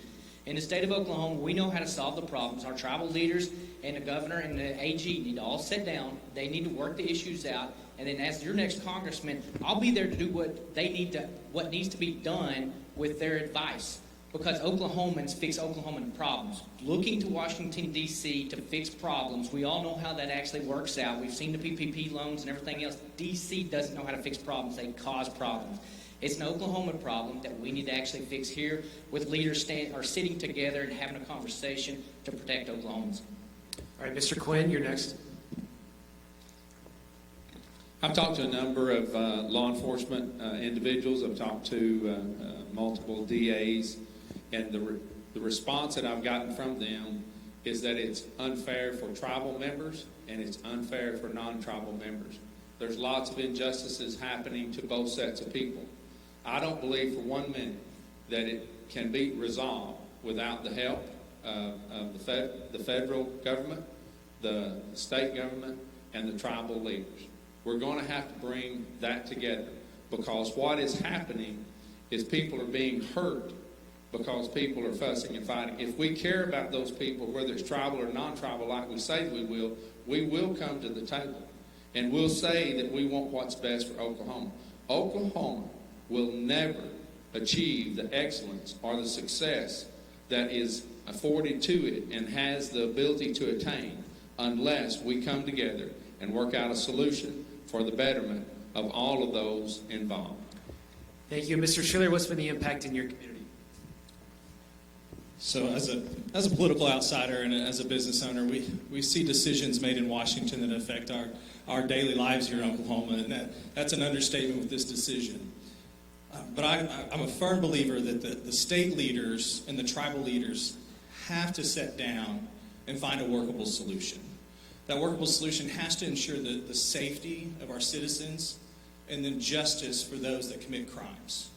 I'm a problem solver, and what this problem needs, it needs leaders to roll up their sleeves and come to the table and find that workable solution. Thank you, Mr. Barker. So I'm the only candidate on this stage that actually manages the law enforcement department, fire, and EMS for one of these 6 McGregor tribes right now. This is an issue that I wrestle with every single day, and it has not been without its growing pains, but I do see this as a resolvable problem. I think as time has gone on, there has certainly been a lot of accusations or rhetoric that we have tribal nations and leadership trying to set up havens for abortion or putting pedophiles or rapists back out on the street, and none of this is true. Absolutely not. It takes some personal offense to it as being one of the people that actually helps manage these issues. Now, our tribal nation had the benefit of being able to watch the McGregor tribe for at least a year, be able to figure out what its trials and errors were, and as a conservative tribal government, we were able to spring into action immediately, co-op, and cross-deputize all local law enforcement. It has actually enhanced our public safety in our region of the state. Now, that being said, we're quite a bit smaller than Cherokee Nation, Choctaw, Chickasaw. But I believe that with concerned and sensible collective efforts between tribal leadership in the state that we can get there. But as of right now, this is a struggle over egos. Struggle over egos? Okay, thank you. Mr. Bennett. So if you go to johnbennettforcongress.com, I did a detailed video about the McGregor decision, spelling out all the issues. The criminal issue is a very serious issue. However, it's bigger than that. We need to think about these things. We need to think about private property rights. The average home or business owner can get a property tax bill from the tribes on top of the taxes they already pay the county. And at the same time, the tribes can regulate the property owner's ability to improve, alter, or expand the structures on the property, whether you're a tribal member or not. This represents taxation without representation. I mean, who's going to regulate Oklahoma business? I mean, who owns the oil and gas in the grounds? Who owns the water rights in Oklahoma? Who has the authority to tax? Who pays that tax, tribal or non-tribal? And if they do or don't, what services are based off the tax you do pay or you do not pay? I mean, this has a great potential to limit or reduce public service going to all citizens. I mean, furthermore, the Supreme Court told us exactly how to fix it. And on page 36 through 42 of the court's opinion, they stated in part, Congress remains free to supplement its statutory directions about the lands in question at any time. They need to go in and deestablish the Muskogee Creek Nation and put things back the way they were prior to that. And we're going to follow up to that in just a second. Mr. T wants a quick rebuttal for his part. There we go. Sorry. I typically don't like to rebut, but I want on one that is, I know as a fact. When you talk about that there was no rapist walking the street, I know for a fact that there is a rapist walking the street because of McGirt. I worked a serial rape case in the 1990s, and because of McGirt, and only McGirt, he is walking the streets today. Mr. Barker, 15 seconds to you. Well, we'll roll the tape back, but I think the statement was that tribal nations and leadership are not trying to put rapists out on the street. I think there is a heated debate right now as to which prison they will rot under, and that was the statement. Thank you. Thank you very much. Mr. Bennett, you led into our next question. You've said, and you just said it again, that you believe Congress should disestablish the Muskogee Reservation.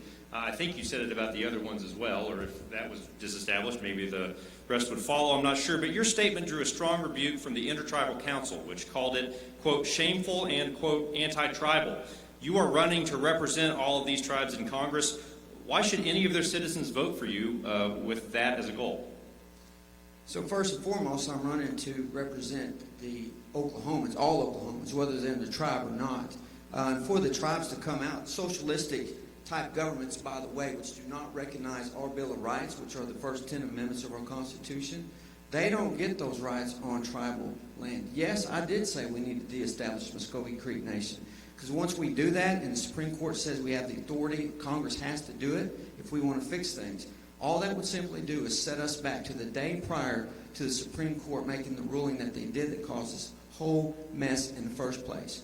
And the Court of Criminal Appeals would extend that to all the tribes. We're not taking away sovereignty. What we're doing is setting things right and getting back to the way they were prior to the disastrous McGirt decision. And that's what we need to do to protect all Oklahomans, tribal and non-tribal, because we all lose. It's the casino bosses in the tribal government are the ones that are going to make out in this whole deal, not the tribal citizens and not the citizens of Oklahoma. Thank you very much. We've got those fact checkers at home. I'm sure Brianna with Frontier is clicking away, Googling things, trying to figure some things out. Mr. Barker, as we've mentioned, you're on the Quapaw Nation's Business Committee, which is the legislative branch, essentially, of the government, which I believe is democratically elected. Okay, just making sure. I'm guessing you oppose disestablishing the reservations. What is your reaction to Mr. Bennett's position? I think that we're going to have to have a discussion on this. That we have prehistoric, treaty rights that pre-exist the creation of this state itself. Some of which up to 77 years itself. Under Article 6 of this United States Constitution, that is the supreme law of the land. These need to be recognized. We have sovereign rights for these nations that now, at least with the textual interpretation from Neil Gorsuch, the most conservative justice on the bench, that these rights need to be upheld. So I do not believe that disestablishment is a reasonable or even remotely fair solution moving forward.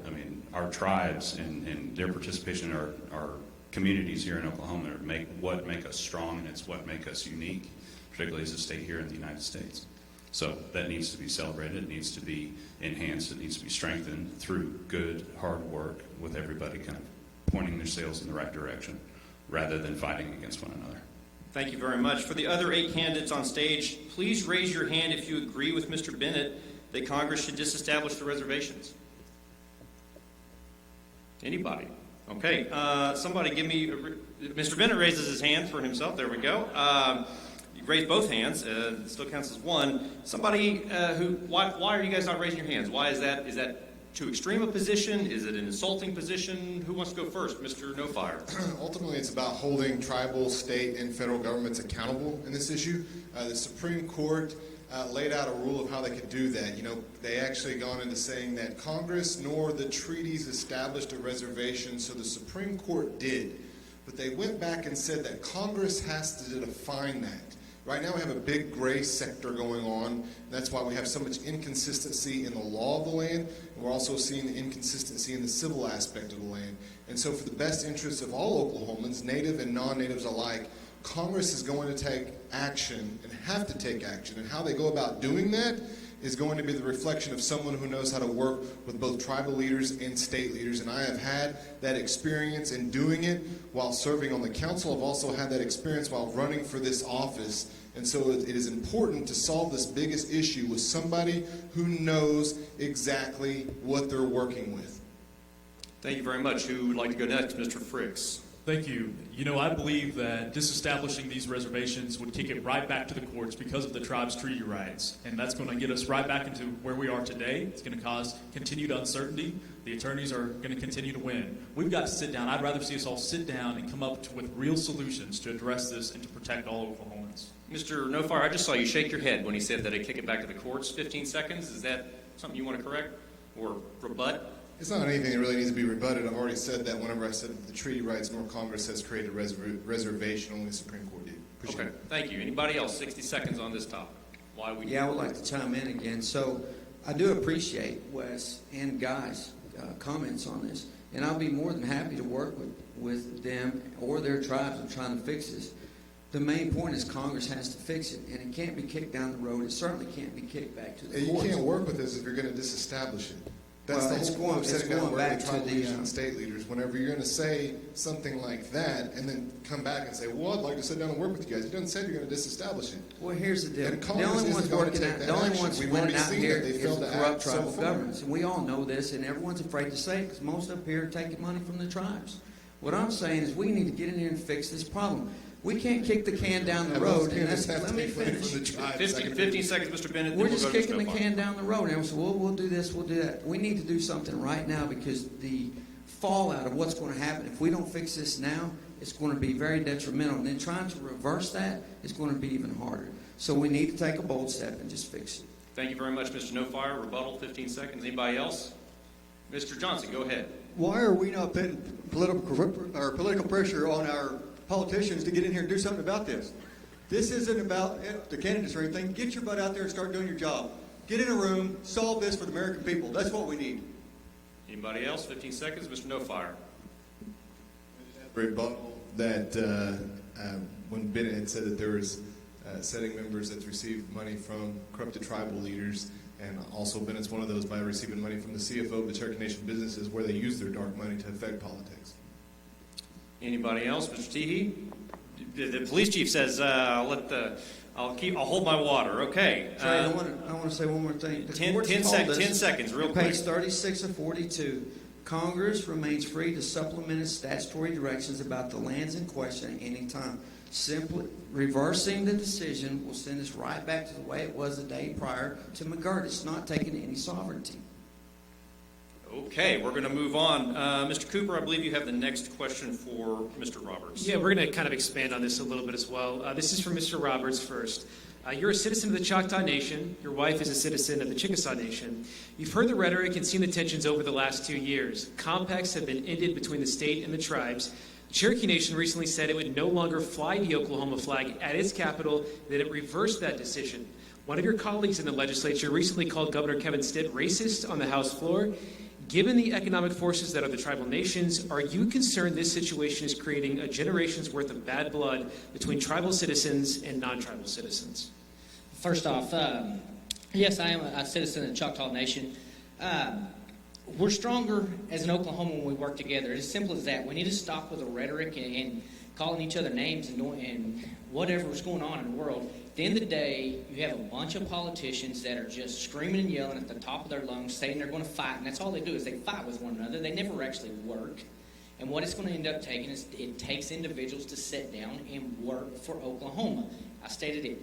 We are stronger when we work together. It is simple as that. So what needs to happen is the rhetoric needs to stop. and both sides, and everybody needs to sit down in a room and fix the issues so Oklahoma can move forward. To answer the question as far as Oklahoma, ridiculous. The state of Oklahoma flag shall fly on this land. Okay, thank you. Mr. Barker, as a member of the Quapaw Nation, your thoughts on the state and the tribal citizens and non-tribal citizens? Well, we still fly the Oklahoma flag at Quapaw. Now, this is partly because we are completely and totally committed to working with the state government, state leaders. Now, while they may not always be committed to working with us, we stand resolute, trying to come up with a sensible resolution on some of these issues that we are seeing. And I think after the decision itself first came out, there were some understandable stumbles and growing pains, but I think right now is the time for us to be able to band together, because at the end of the day, we have men, women, children, safety effectively at risk. And any of these individuals, particularly bad actors, need to be held accountable. And this can't happen. They continue to have the same problems right now with retention or child protective services. I think that the courts have largely remedied some of this. You've got tribal courts and federal courts being able to pick up a lot of these cases, and as we've seen, starting to investigate and prosecute them as well. But we are going to keep running into these same issues if we don't have state leadership working with us on these retention issues. All right, Mr. Barker, thank you. Mr. Bennett, are you worried about bad blood between tribal citizens and non-tribal citizens? No, what I'm worried about is the division that's being caused by the two governments, because no one wants to get in and fix it. And everyone's saying, well, it's their fault, their fault, their fault. We need to get past that and fix it. And the Supreme Court's already told us exactly how to fix it.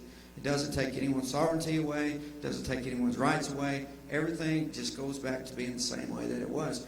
Now, Congress' job is that. The compacts is between the governor of Oklahoma and the tribes, and they need to work that out. But this big problem we're facing with this horrible McGirt decision needs to be fixed immediately by Congress before it gets out of hand. Mr. Derby? Let's face it, I'm pretty much a straight shooter, and this stuff drives me nuts. The fact of the matter is we're all Oklahomans. I hate the fact that we divide each other into these groups. I'm not a member of any tribe. I don't have tribal blood in me. I never was raised that way, and I just treat people like people. I was raised to love God and love people, take care of people, and that's how it is. I want to go to Washington, D.C. and fix the problems. I want to represent CD2. I've been registered here in CD2 for 10 years when we bought our house in Rogers County. Prior to that, I lived in Tulsa County. But I know for a fact that Mr. Barker just registered in February this year in CD2. I don't understand that. But yet we want to give him our authority to go to Washington, D.C. and represent us. I don't understand that, ladies and gentlemen. How in the world are we going to do that? I can stand up here and say that I'm going to go up to Washington, D.C. and fix McGirt, and I see the red sign. But at the end of the day, it takes people with strong backbone and bring everybody into the room and fix the problem with McGirt. You got to have the codification of the 9 justices so we don't pack the court. You got to bring all the chiefs into the room and say enough is enough. And you got to have to bring the governor in there and say stop acting like a baby. Thank you very Mr. much. Derby, thank you. Appreciate it. Representative, we'll come back to you, Mr. Barker, and let you rebut that a little bit. Representative Fricks. As your next congressman, I'm going to fight for all Oklahomans, whether that's tribal or non-tribal, to sit down and come up with real solutions. You know, we have to stop this division. We have to stop this fighting and come to the table and find solutions. I have experience problem solving in the legislature. I've served on the Intertribal Relations Committee, one of just a handful of House members appointed to serve on that committee, and I'm going to continue to do that as your next United States Congressman. Mr. Johnson? I think I answered that question a while ago about McGirt and how I feel about it. Just about bad blood between tribal citizens and non-tribal citizens. Non-tribal citizens. Well, repeat the question one more time, clarify. Well, I think we're just, are you concerned that, you know, if this goes on and on for years, are we creating a generation where, you know, there's major conflict and resentment among tribal citizens and non-tribal citizens? Right now, what I don't understand is why it's went on this long. Why do we not have our own politicians up here in solving this problem? Why weren't they in a room right the day after the court case came out and saying, let's get this worked out for the American people? The only ones getting hurt out here are us. Not the ones going back to their big cushy houses. The American people. Stop it. Go do your job, get in a room, and do what you're supposed to do. And Mr. No Fire, if you want to expand on the Cherokee Nation flag controversy, you could do that, or the bad blood between tribal citizens. Yeah, if you look at my lapel pin right here, it's the Oklahoma flag and the American flag. My dad, he went over, he was speaking on behalf of me. He's a full-blooded Cherokee man. He went over to the American flag and kissed it. And the reason why is because that gave him the full American rights of freedom. Right now, the reservations that go on up in the Lakota and the Navajo Indian reservations, they have limited American rights. And if you go there, you can see that those reservations don't work out. That's the reason why my dad is so proud to be an Oklahoman. It's the reason why I'm so proud to be an Oklahoman. But now we have the issue of the Mcgregor decision and making sure that we protect this tribal sovereignty while holding them accountable while we go through this negotiation process. And you have to have an experienced leader who knows the ins and outs of tribal sovereignty, state sovereignty, and the federal government. And that's the reason why I'm running for office. Thank you. Mr. Quinn, 60 seconds to you.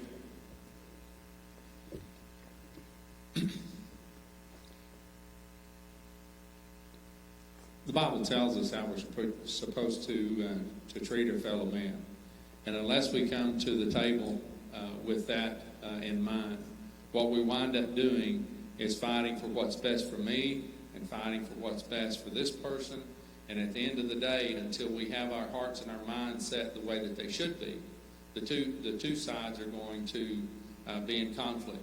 You've got one side that are saying derogatory things about another. You have this side saying the same thing. And the battle continues.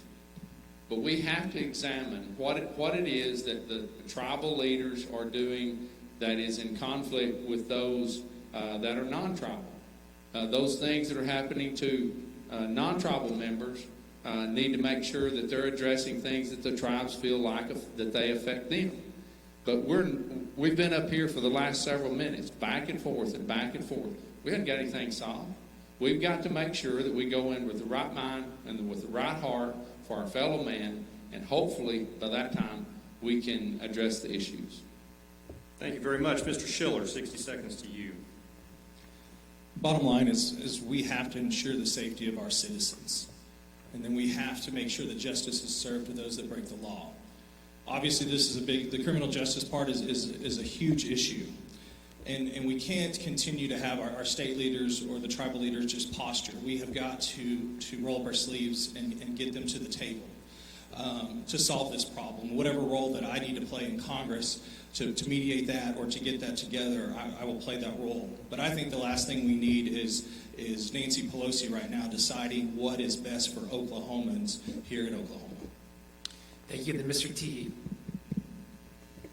You know, when you talk about the flag situation, I was appalled when that happened, but it gives me a little bit of hope that we have the ability to work through this situation with McGirt. Because when the flag situation happened and Cherokees took that flag down, the uproar was very loud throughout the Cherokee people. So loud to the point that the chief came right back and put the flag up just in a matter of days. So when the Cherokee people speak, they have the ability to get something done. It's going to be up to them to be able to speak to get it done. Thank you very much. I want to go back, Mr. Barker, 30 seconds to you. I believe Mr. Derby made a reference about your residence is... Yeah, I'm going to try and understand the planetary leap from McGirt over to my place of registration, but originally registered as Republican in Tulsa, where I graduated high school. I then went on the road, working in oil and gas from patch to patch. Landed in Oklahoma City, where I received my law degree and clerked at the Oklahoma Supreme Court. Then took on my role in Ottawa County, where I work, and live in Delaware County, where I then re-registered to vote. So, family is originally from Miami. We've lived there since 1830, 8th generation resident of the 2nd District. So, what that has to do with who's best qualified to handle McGirt, I have no idea, but it's the most complex legal issue that has maybe faced Oklahoma since statehood, and I'm the only one with a law degree standing on the stage. Thank you very much. Mr. Cooper, you have the next question. I believe it's a hand raise. Yeah, so it'll be a hand raised question. And if you agree with it, raise your hand. If not, Mr. Derby, 15 seconds. You want to read that piece of paper? Thanks, Trace, because I have it here from the election. It says new registrant, 2/28/2022, and no former information. Great. Mr. Barker, 10 seconds to you. I don't understand what you're saying. Yes, I just stood up here and verified that I changed my voter registration to the new location where I live now. I moved there in 2020. But there's no previous, which would be right here. Yes, this might be something that you don't know, or maybe the rest of this room doesn't understand, is that whenever the election board recertifies you in a different district, they eliminate your previous voter history. They wipe it from the system. So thank you. No, not true. Okay, well, our fact checkers will dive into that. We'll get to the bottom of there's got to be a joke to be made, but we're going to move on. We're going to do the hand raise question. This is Sticks with the Tribes. It's the last question involving the tribes. So yesterday was Juneteenth. That's a holiday that functionally recognizes the end of slavery in America. The 5 tribes here in Oklahoma all historically owned African slaves, and the descendants of those people are known as freedmen. Each of the tribes has a different relationship with its freedmen. The Cherokee Nation granted its freedmen full citizenship after losing a court case, but the Seminole, Chickasaw, Choctaw, and Muskogee Nations do not grant their freedmen full citizenship and rights. So the question is this: raise your hand if you believe Congress should require those tribes to admit freedmen as full citizens. And none of them. Nobody. Okay, we're going to keep rolling on down the road. I believe somebody. I'm sorry, you've got a microphone. Yeah, whenever the Cherokee Nation admitted them in there, they violated their constitution. So they violated their own citizens' rights. That's what they did there. And so whether the tribe wanted to accept them into their citizenship or not, it's self-determination, and the members have to speak up. And so the tribal government, the tribal chief specifically, worked with the Supreme Court and undermined the rights of the people and invalidated their constitutional rights, and then sent it to D.C., where Deb Haaland illegally signed an unratified constitution.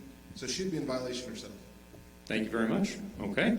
That's the end of round 2. Thank you very much. Round of applause for these candidates. Doing great. We're 2 minutes behind now. Wow, I don't know how we got 2 minutes behind. Okay, our third and final round is called the hot seat. Turn on the heat warming lamps underneath their chairs, please. Okay. Mr. Cooper, we're going to talk the politics of this race. Yeah, so first off, we're going to do a hand raise. This is an easy one, though, I promise. If you make the GOP runoff for the general election, will you pledge to debate again in the runoff in the general election? They all agree. We got everybody on there. That sounds great. Okay, thank you. Debates matter.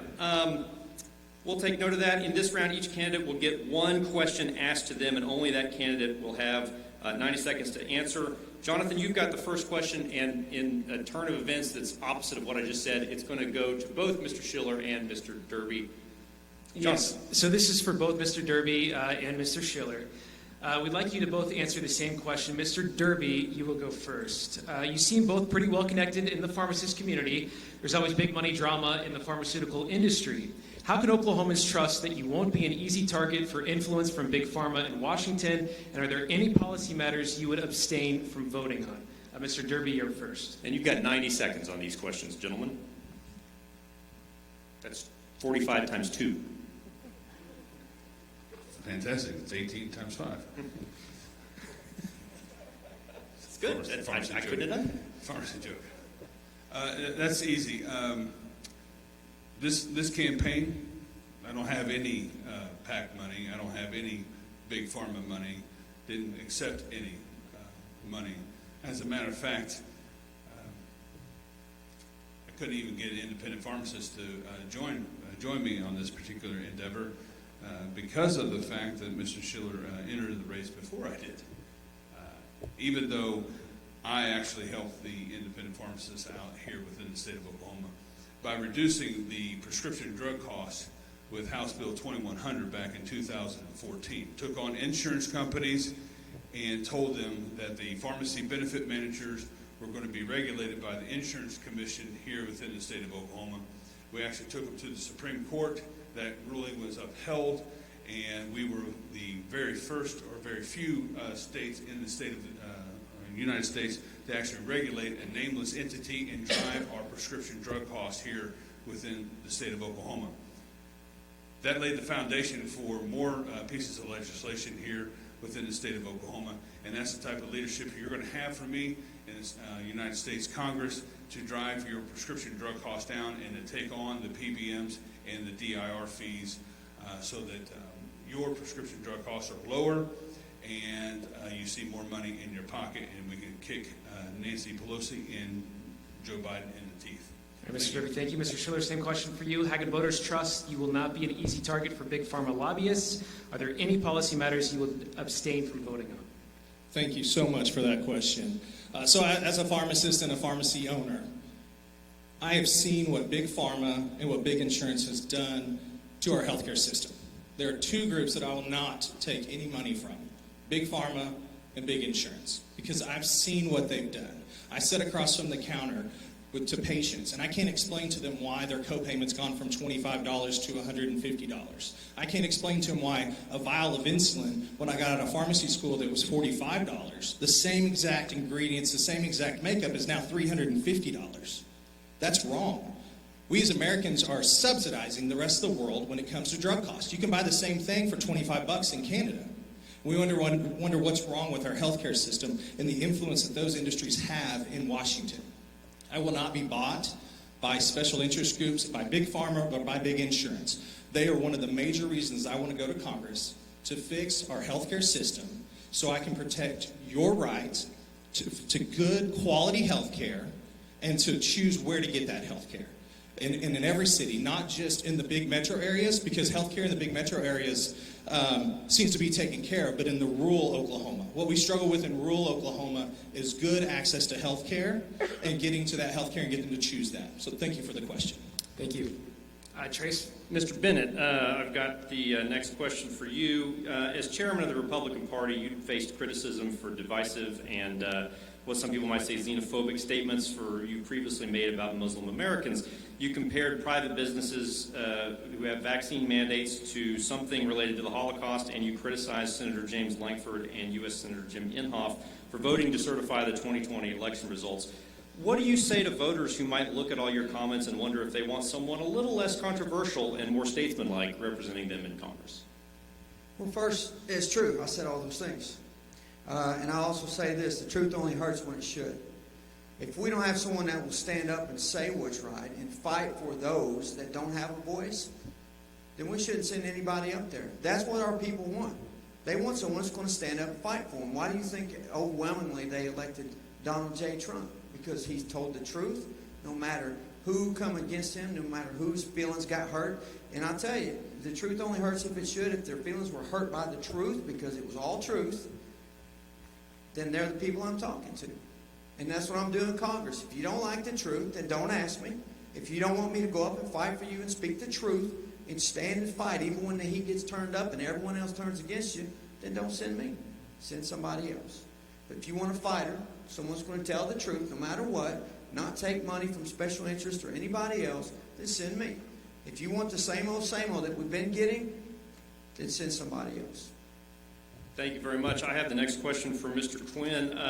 Senator Quinn, we mentioned the cost of living adjustment for retired state employees, teachers, and public safety professionals passed in the legislature in 2020. Of 145 lawmakers who voted on that bill, only 5 voted against it. You were one of those legislators, and while debating against the bill in the Senate, you became emotional and you screamed into the microphone at one point and were calmed down by a colleague.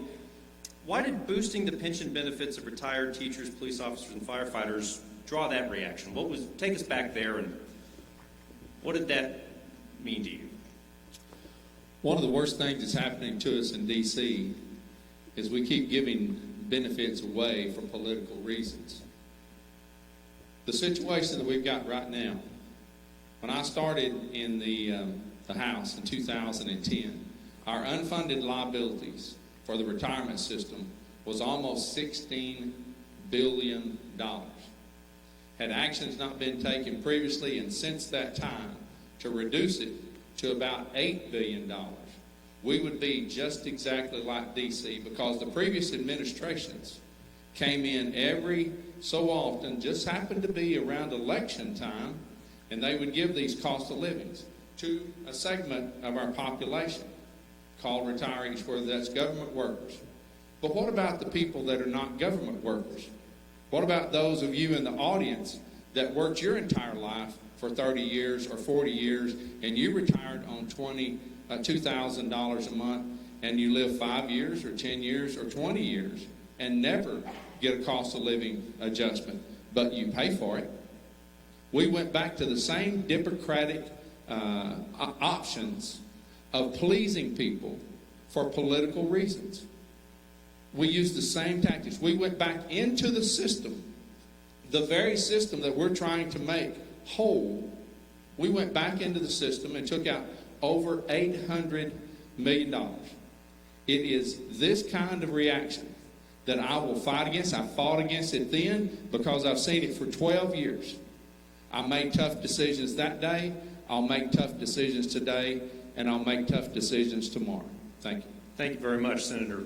John. All right, this is from Mr. Teehee. I know you've been outspoken in your support for the Second Amendment, but as a law enforcement officer, you see what happens when gang members and other criminals have easy access to weapons. Just recently, 2 men from Muskogee carried out separate mass shooting events. The U.S. Senate is working on a bipartisan agreement on gun laws that would put more scrutiny on gun buyers under the age of 21. That would put more scrutiny on gun buyers. It would fund mental health and school security programs, and it would support red flag laws where judges can temporarily remove firearms from people deemed a threat to themselves or others. Our question is this: do you believe actions like these are valuable for public safety, or do you oppose any effort to change current gun laws? Okay. I think it's a fine line between how you do safety. Obviously, there's got to be some things that's fixed. Red flag laws, they're a touchy subject. I mean, not being in there on the tables to know how they're talked about or what the specifics are, we can't take people's rights away from them. I think the focus on that should be with mental health. I've been on the board for 15 years at Green Country Behavioral Health, and I see how that affects even my dad when he come back from Vietnam, turning to alcohol. So I see how those different things affect ability for people to act on a day-to-day basis. So I think the focus with regards to this should be on mental health, not on taking gun rights away. Thank you. Trace? Thank you. Mr. Fricks, I have the next question for you. Representative Fricks, you were one of the youngest members in the legislature when you were elected to the House in 2016. I guess that from time to time, maybe you still get carded at the liquor store. You're now 28 years old and running for Congress, the youngest person in this race. I was 28 and ambitious once myself, but I also learned a lot when I reached my 30s. How do you convince voters that you have the experience, maturity, and wisdom to serve them in Congress? Well, I think as we look at everything that's happening in D.C. right now, we need somebody that has the energy and that's ready to fight for our country. I'm young, I'm fearless, I'm ready to fight for us. But I also come with a lot of experience, too. For the last 6 years, I've served in the Oklahoma legislature where I've led on important conservative issues. I've started my own small business, helped continue a family business in Muskogee. I have that experience, I have that real life experience, and I have the energy, and I'm ready to fight for you in D.C. and fight to take our country back. Thank you. Thank you very much. Mr. Cooper. This is from Mr. Roberts. In 2019, you co-authored Senate Bill 1001, which banned municipalities and counties from enacting rules regulating plastic food and beverage containers. With more and more plastic debris making it into our creeks, rivers, and lakes, littering our communities and our scenic areas, how do you convince voters that you did not prioritize the profits of plastics companies over the environment of eastern Oklahoma? Oh, that's simple. Common sense. At the end of the day, the liberal agenda, and I hate using those buzzwords, but they're trying to get into our system, our local governments there. So the city of Norman is where this piece of legislation come from. They tried to ban plastic bags and was going to charge individuals for other bags for their groceries, which is ridiculous. And trying to force upon the citizens to use whatever Norman wanted to, and there was no reason for that, for over control of government, telling citizens what they can and can't do. So that's why I authored that piece of legislation. I always stand on the side of common sense policies instead of bureaucracy. Thank you. Trace? Yeah, Mr. No Fire, I have the next question for you. You have an interesting needle to thread politically. We've talked a little bit about it tonight. How do you respond to non-tribal voters who might look at your seat on the Cherokee Tribal Council as a bit of a conflict with your potential congressional service? And how do you respond to tribal voters who worry you would head to Yeah, tribal voters who worry head to Congress, not necessarily supported by, some of the leaders in your tribe. That's a very interesting question because it's a very interesting thing to try to defeat. And that's something that I've been doing. If you look at my voting record while serving the Cherokee Nation Council, I've served on there to protect constitutional right to bear arms that they've been violating over there. They've also violated citizens' right to due process and recently just violated the First Amendment right, freedom of speech. So if you look at my voting record there, I've stood for all the conservative values for my citizens there. Now, as far as getting tribal support, it just goes with that too, standing for their citizenship rights. And that's something that is very interesting to talk about whenever you have corrupted tribal leaders over at the Cherokee Nation who has bought people off on this stage. They bought them off to try to get advantage on the Mcgregor decision and further enslave their citizens. We're trying to liberate their citizens. That's ultimately what Congress' responsibility is to give their individual rights and protect them.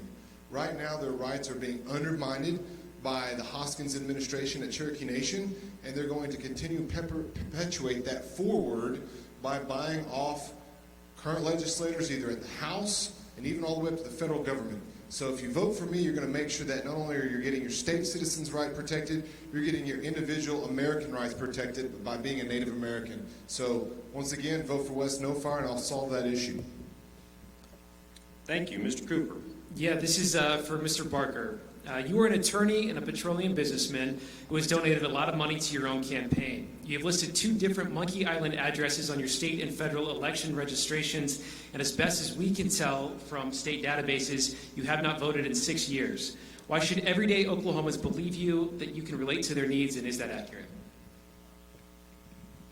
Yeah, absolutely. So I'm not sure about the 2 different addresses on there, so it should be the same. But in terms of the voting record itself, which Mr. Derby so eloquently brought up earlier, I think we did have an issue on the last general election that I had. I had just opened a $300 million property in Arkansas a couple weeks prior, and we had an emergency that day that required my presence there on election day so that I could at least handle some of the issues that were presenting our employees at the time. We were running on a skeleton staff.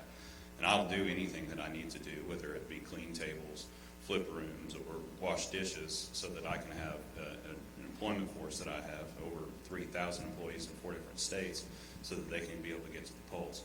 So that commitment to my employees, that commitment to my community is exactly why I got into this race, because I didn't feel that we had people that were well-rounded enough to be able to handle these issues.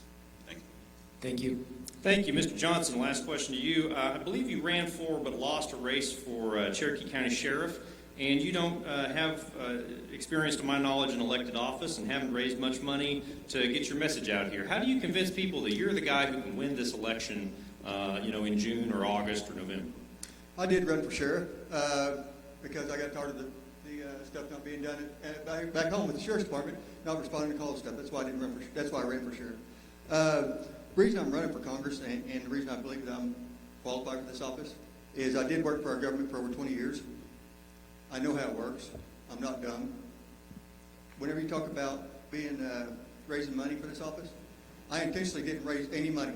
I haven't spent over $5,000. That's the problem with Washington, D.C. We have too many politicians that have gotten rich off of bigwigs, billionaires, special interest groups, and everything else. Till we get money out of Washington, D.C., we're not going to change it. We got to start sending people up there that's going to take care of business, that's not going to accept all this money, be bought off by all these special interest groups and lobbyists, and is going to stand for the American people and do what's right. That's all I'm asking. That's why I'm running. And that's the reason that I think I'm qualified for this, because I know I'm going to go up there for the people. I don't have an ego in this. I don't have a personal agenda. I don't have anything in it. I want to go home and stay and live in the woods where I live at right now. But you know what? I'm tired of what they're doing to our country. They brought it to our knees. I'm sick of it. Just like everybody else, time to put a stop to it. And that's why I'm back out here trying to do what I want, what I'm fighting for again, is represent the people. Thank you. Thank you very much. Round of applause. That's the end of round 3. We're going to go to our closing statements. We're going to go the same order we did to start things off. 60 seconds, folks. Representative Avery Fricks, 60 seconds to you, sir. Well, first, let me say thank you all for being here with us tonight. Thank you all for hosting this debate. You know, in my life, a lot of people have counted me out. They said that I was too young for business. They said that I was not the establishment's choice for politics. But you know, they counted somebody else out too, and that was President Donald Trump. They said he would never be president. They said he would never build the wall. They said he would never regain energy independence. But he did. Doubt only fueled his determination, and it fuels mine too. Donald Trump was the first president that put America first. And as your congressman, I will always put America first. But even further, I will always put Oklahoma first. I'm young, I'm fearless, and I'm ready to fight for you in D.C. I'm asking for your vote for Avery Fricks on Tuesday, June 28th. You can visit our website at averyfricks.com. Thank you again. God bless you. Mr. Fricks, thank you. Mr. Quinn, 60 seconds. America's in trouble. We have an administration that's trying to destroy the current capitalistic society that we live in.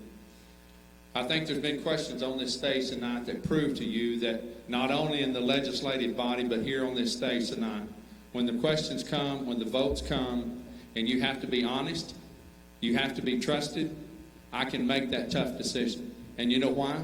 Because I believe in you. Because I believe in America. Because I believe in this great state that we live in. The decisions are tough. The pressures are hard. I'm not going for myself. I'm not going for a career. I'm not going to boost my resume. I'm going to make that difficult decision when it comes election time, because many of the people that are there are wanting to be there because of the prestige, because of the perks. That's not me. I want to go to help turn that ship around. Whether it's the principles that Tom Coburn and exposing all of the wasteful spending that he did in his time, I want to be that stopgap measure that says, I know when I disagree with him that he's honest. I know when he says yes, there's a core value, there's a principle that's tied to that. Vote for Marty Quinn, June 28th. Thank you very much, sir. Mr. No Fire, and your next 60 seconds closing remarks. What are you looking for in your next congressman? We've gone all over the 28 counties in the 2nd Congressional District, and what we keep hearing is they're wanting someone different. And I am that different person. You know, tonight we've heard from everyone up here, and it's all just the same old politician stuff. So what are they going to do for themselves? We've got people that are bought off by Cherokee Nation. We've got people that are bought off by Big Pharma or other special interest groups. You know, from me and my track record, I stand up for you, the citizens. I am a proven fighter who's ready to go to D.C., because if there's any hope for America in this country, it's to vote for something different. You know that.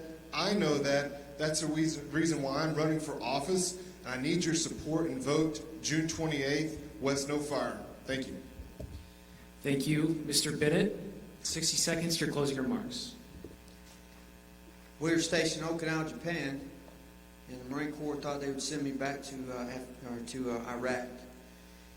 I was walking down the gangway. My family, we all said our goodbyes, and my oldest boy was old enough to talk, and he said, as I was walking away, he says, "Daddy, don't go." And I thought, you know, why am I leaving again? I should just turn around and go back. But then I realized we have to stand up and fight for them. We've got to stand up and fight for what America truly is. And I thought fighting them there would keep us from having to fight here, but now they're here within the wire. We're fighting our own party. We're fighting our own government, a communist government.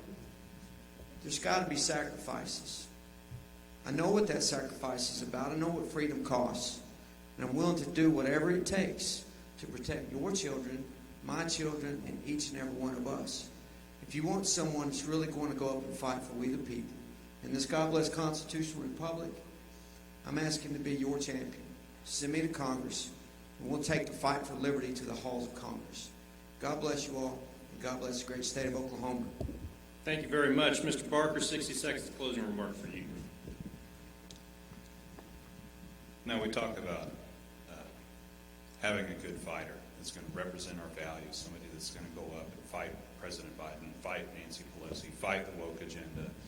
But what we don't need in eastern Oklahoma is a shadow boxer, somebody that's going to go up there and punch it air. We need somebody that doesn't just have the right attributes, but has the right experience as well. This is something that I hope to bring to the table. This is something that I hope to be able to go up there so that we can actually have people that do their job rather than just go up and throw a temper tantrum, get themselves in front of a camera. We don't need another talking head. So I'm going up there with the expertise, with the experience of being able to help push and work on federal legislative issues over my work history and use my business and professional background as a committed resource to be able to speak with the individuals here in this district and make sure that their needs are taken care of in Washington. This is what we need. My name is Guy Barker. I'd appreciate your support on the 28th. Thank you. Thank you very much. Mr. Schiller, I think, Jonathan, I stole your thunder, but Mr. Schiller, 60 seconds to you. Thank you. So I remember being in grade school at Irving Elementary in Muskogee and voting in my first mock presidential election. And I remember voting for Ronald Reagan, and I remember being so proud to be an American. And I want that to be for my kids and for your kids. I want them to be proud to be Americans, and I want my future grandkids and your grandkids to grow up in a great America. And if we keep sending politicians to Washington, nothing is going to change. Listen, in Oklahoma, we know what it means to put America first. It means securing our border. It means bringing our jobs and manufacturing home. It means energy independence and getting our country moving in the right direction. I'm not a politician. I'm an Oklahoman, and I won't ever forget that. Thank you, and God bless. All right, thank you, Mr. Johnson.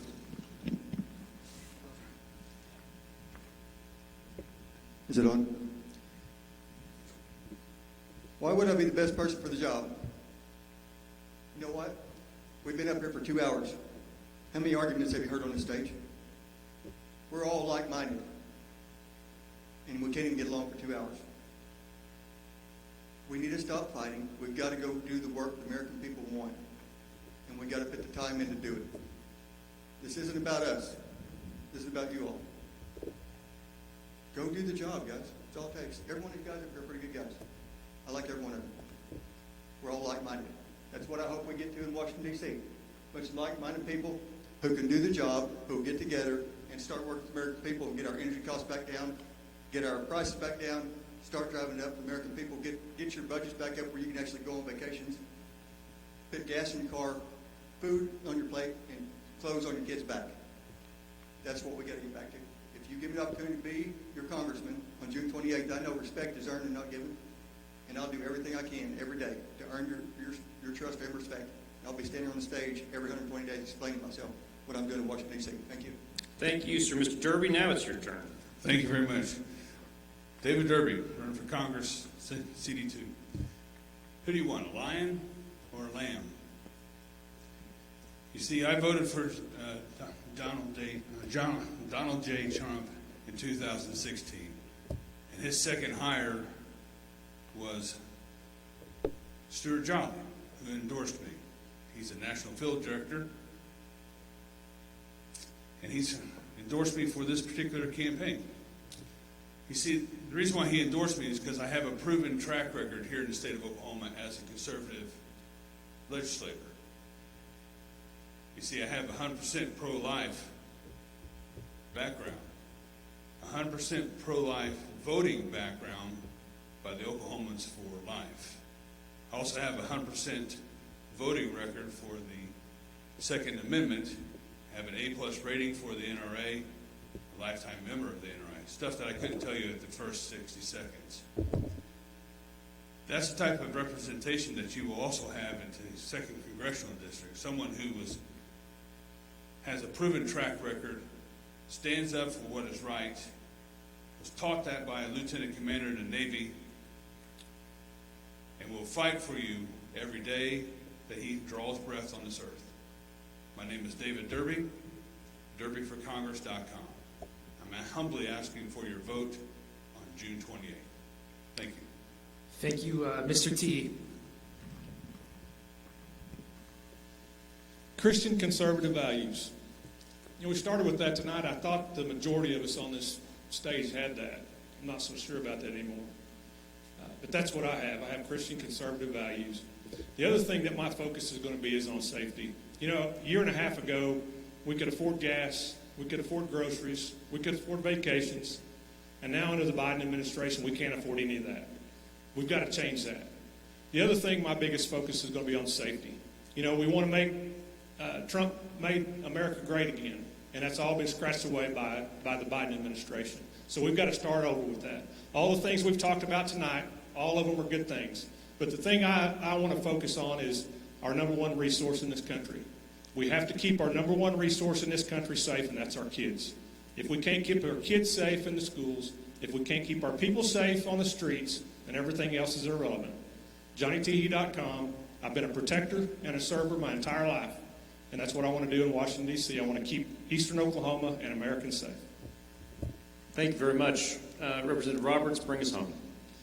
Thank you, Dustin Roberts.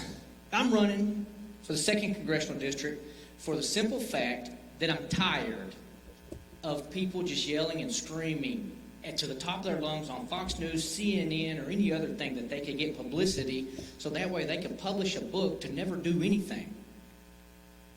They don't work for us. This race comes down to resumes. Resumes matter. From the moment 9/11 happened, changed my life. I wanted to work for our country, make a better, safer country. Problems in the state of Oklahoma. I ran for office. I fixed them. I'm running for Congress because there's problems there, and it's not time for anybody to yell and scream, resumes matter. And I've got the resume from the military, the business aspect, and being a legislator and understanding the issues and fixing those issues and not just sitting in a room or sitting in my office with my legs kicked up. I worked. I want to be your worker, your champion for Congress. It's about having a backbone, not a wishbone. And Dustin Roberts for Congress.com. Thank you. Thank you very much. That concludes tonight's debate. Thank you to the candidates, to our sponsors. Thank you, News on 6. Jonathan, great job. We'd never even met in person before tonight. Thank you to the Frontier and all of our friends in the media who've shared and covered this debate. Remember, you can still share it. It'll be up on our Facebook pages. It'll be on the News on 6 YouTube page. Let people see this and hear from their candidates directly. Over the next week before Tuesday, June 28th, Election Day, we have one more debate in our series, June 22nd, the Republican primary for state superintendent at the Waterford in Oklahoma City. Tune in, check that out. Thank you so much. Thank you to everybody here at the Bartlesville Community Center. Thank you guys for being here. Thank you for believing that public debates matter. They really do. Thank you. Good night.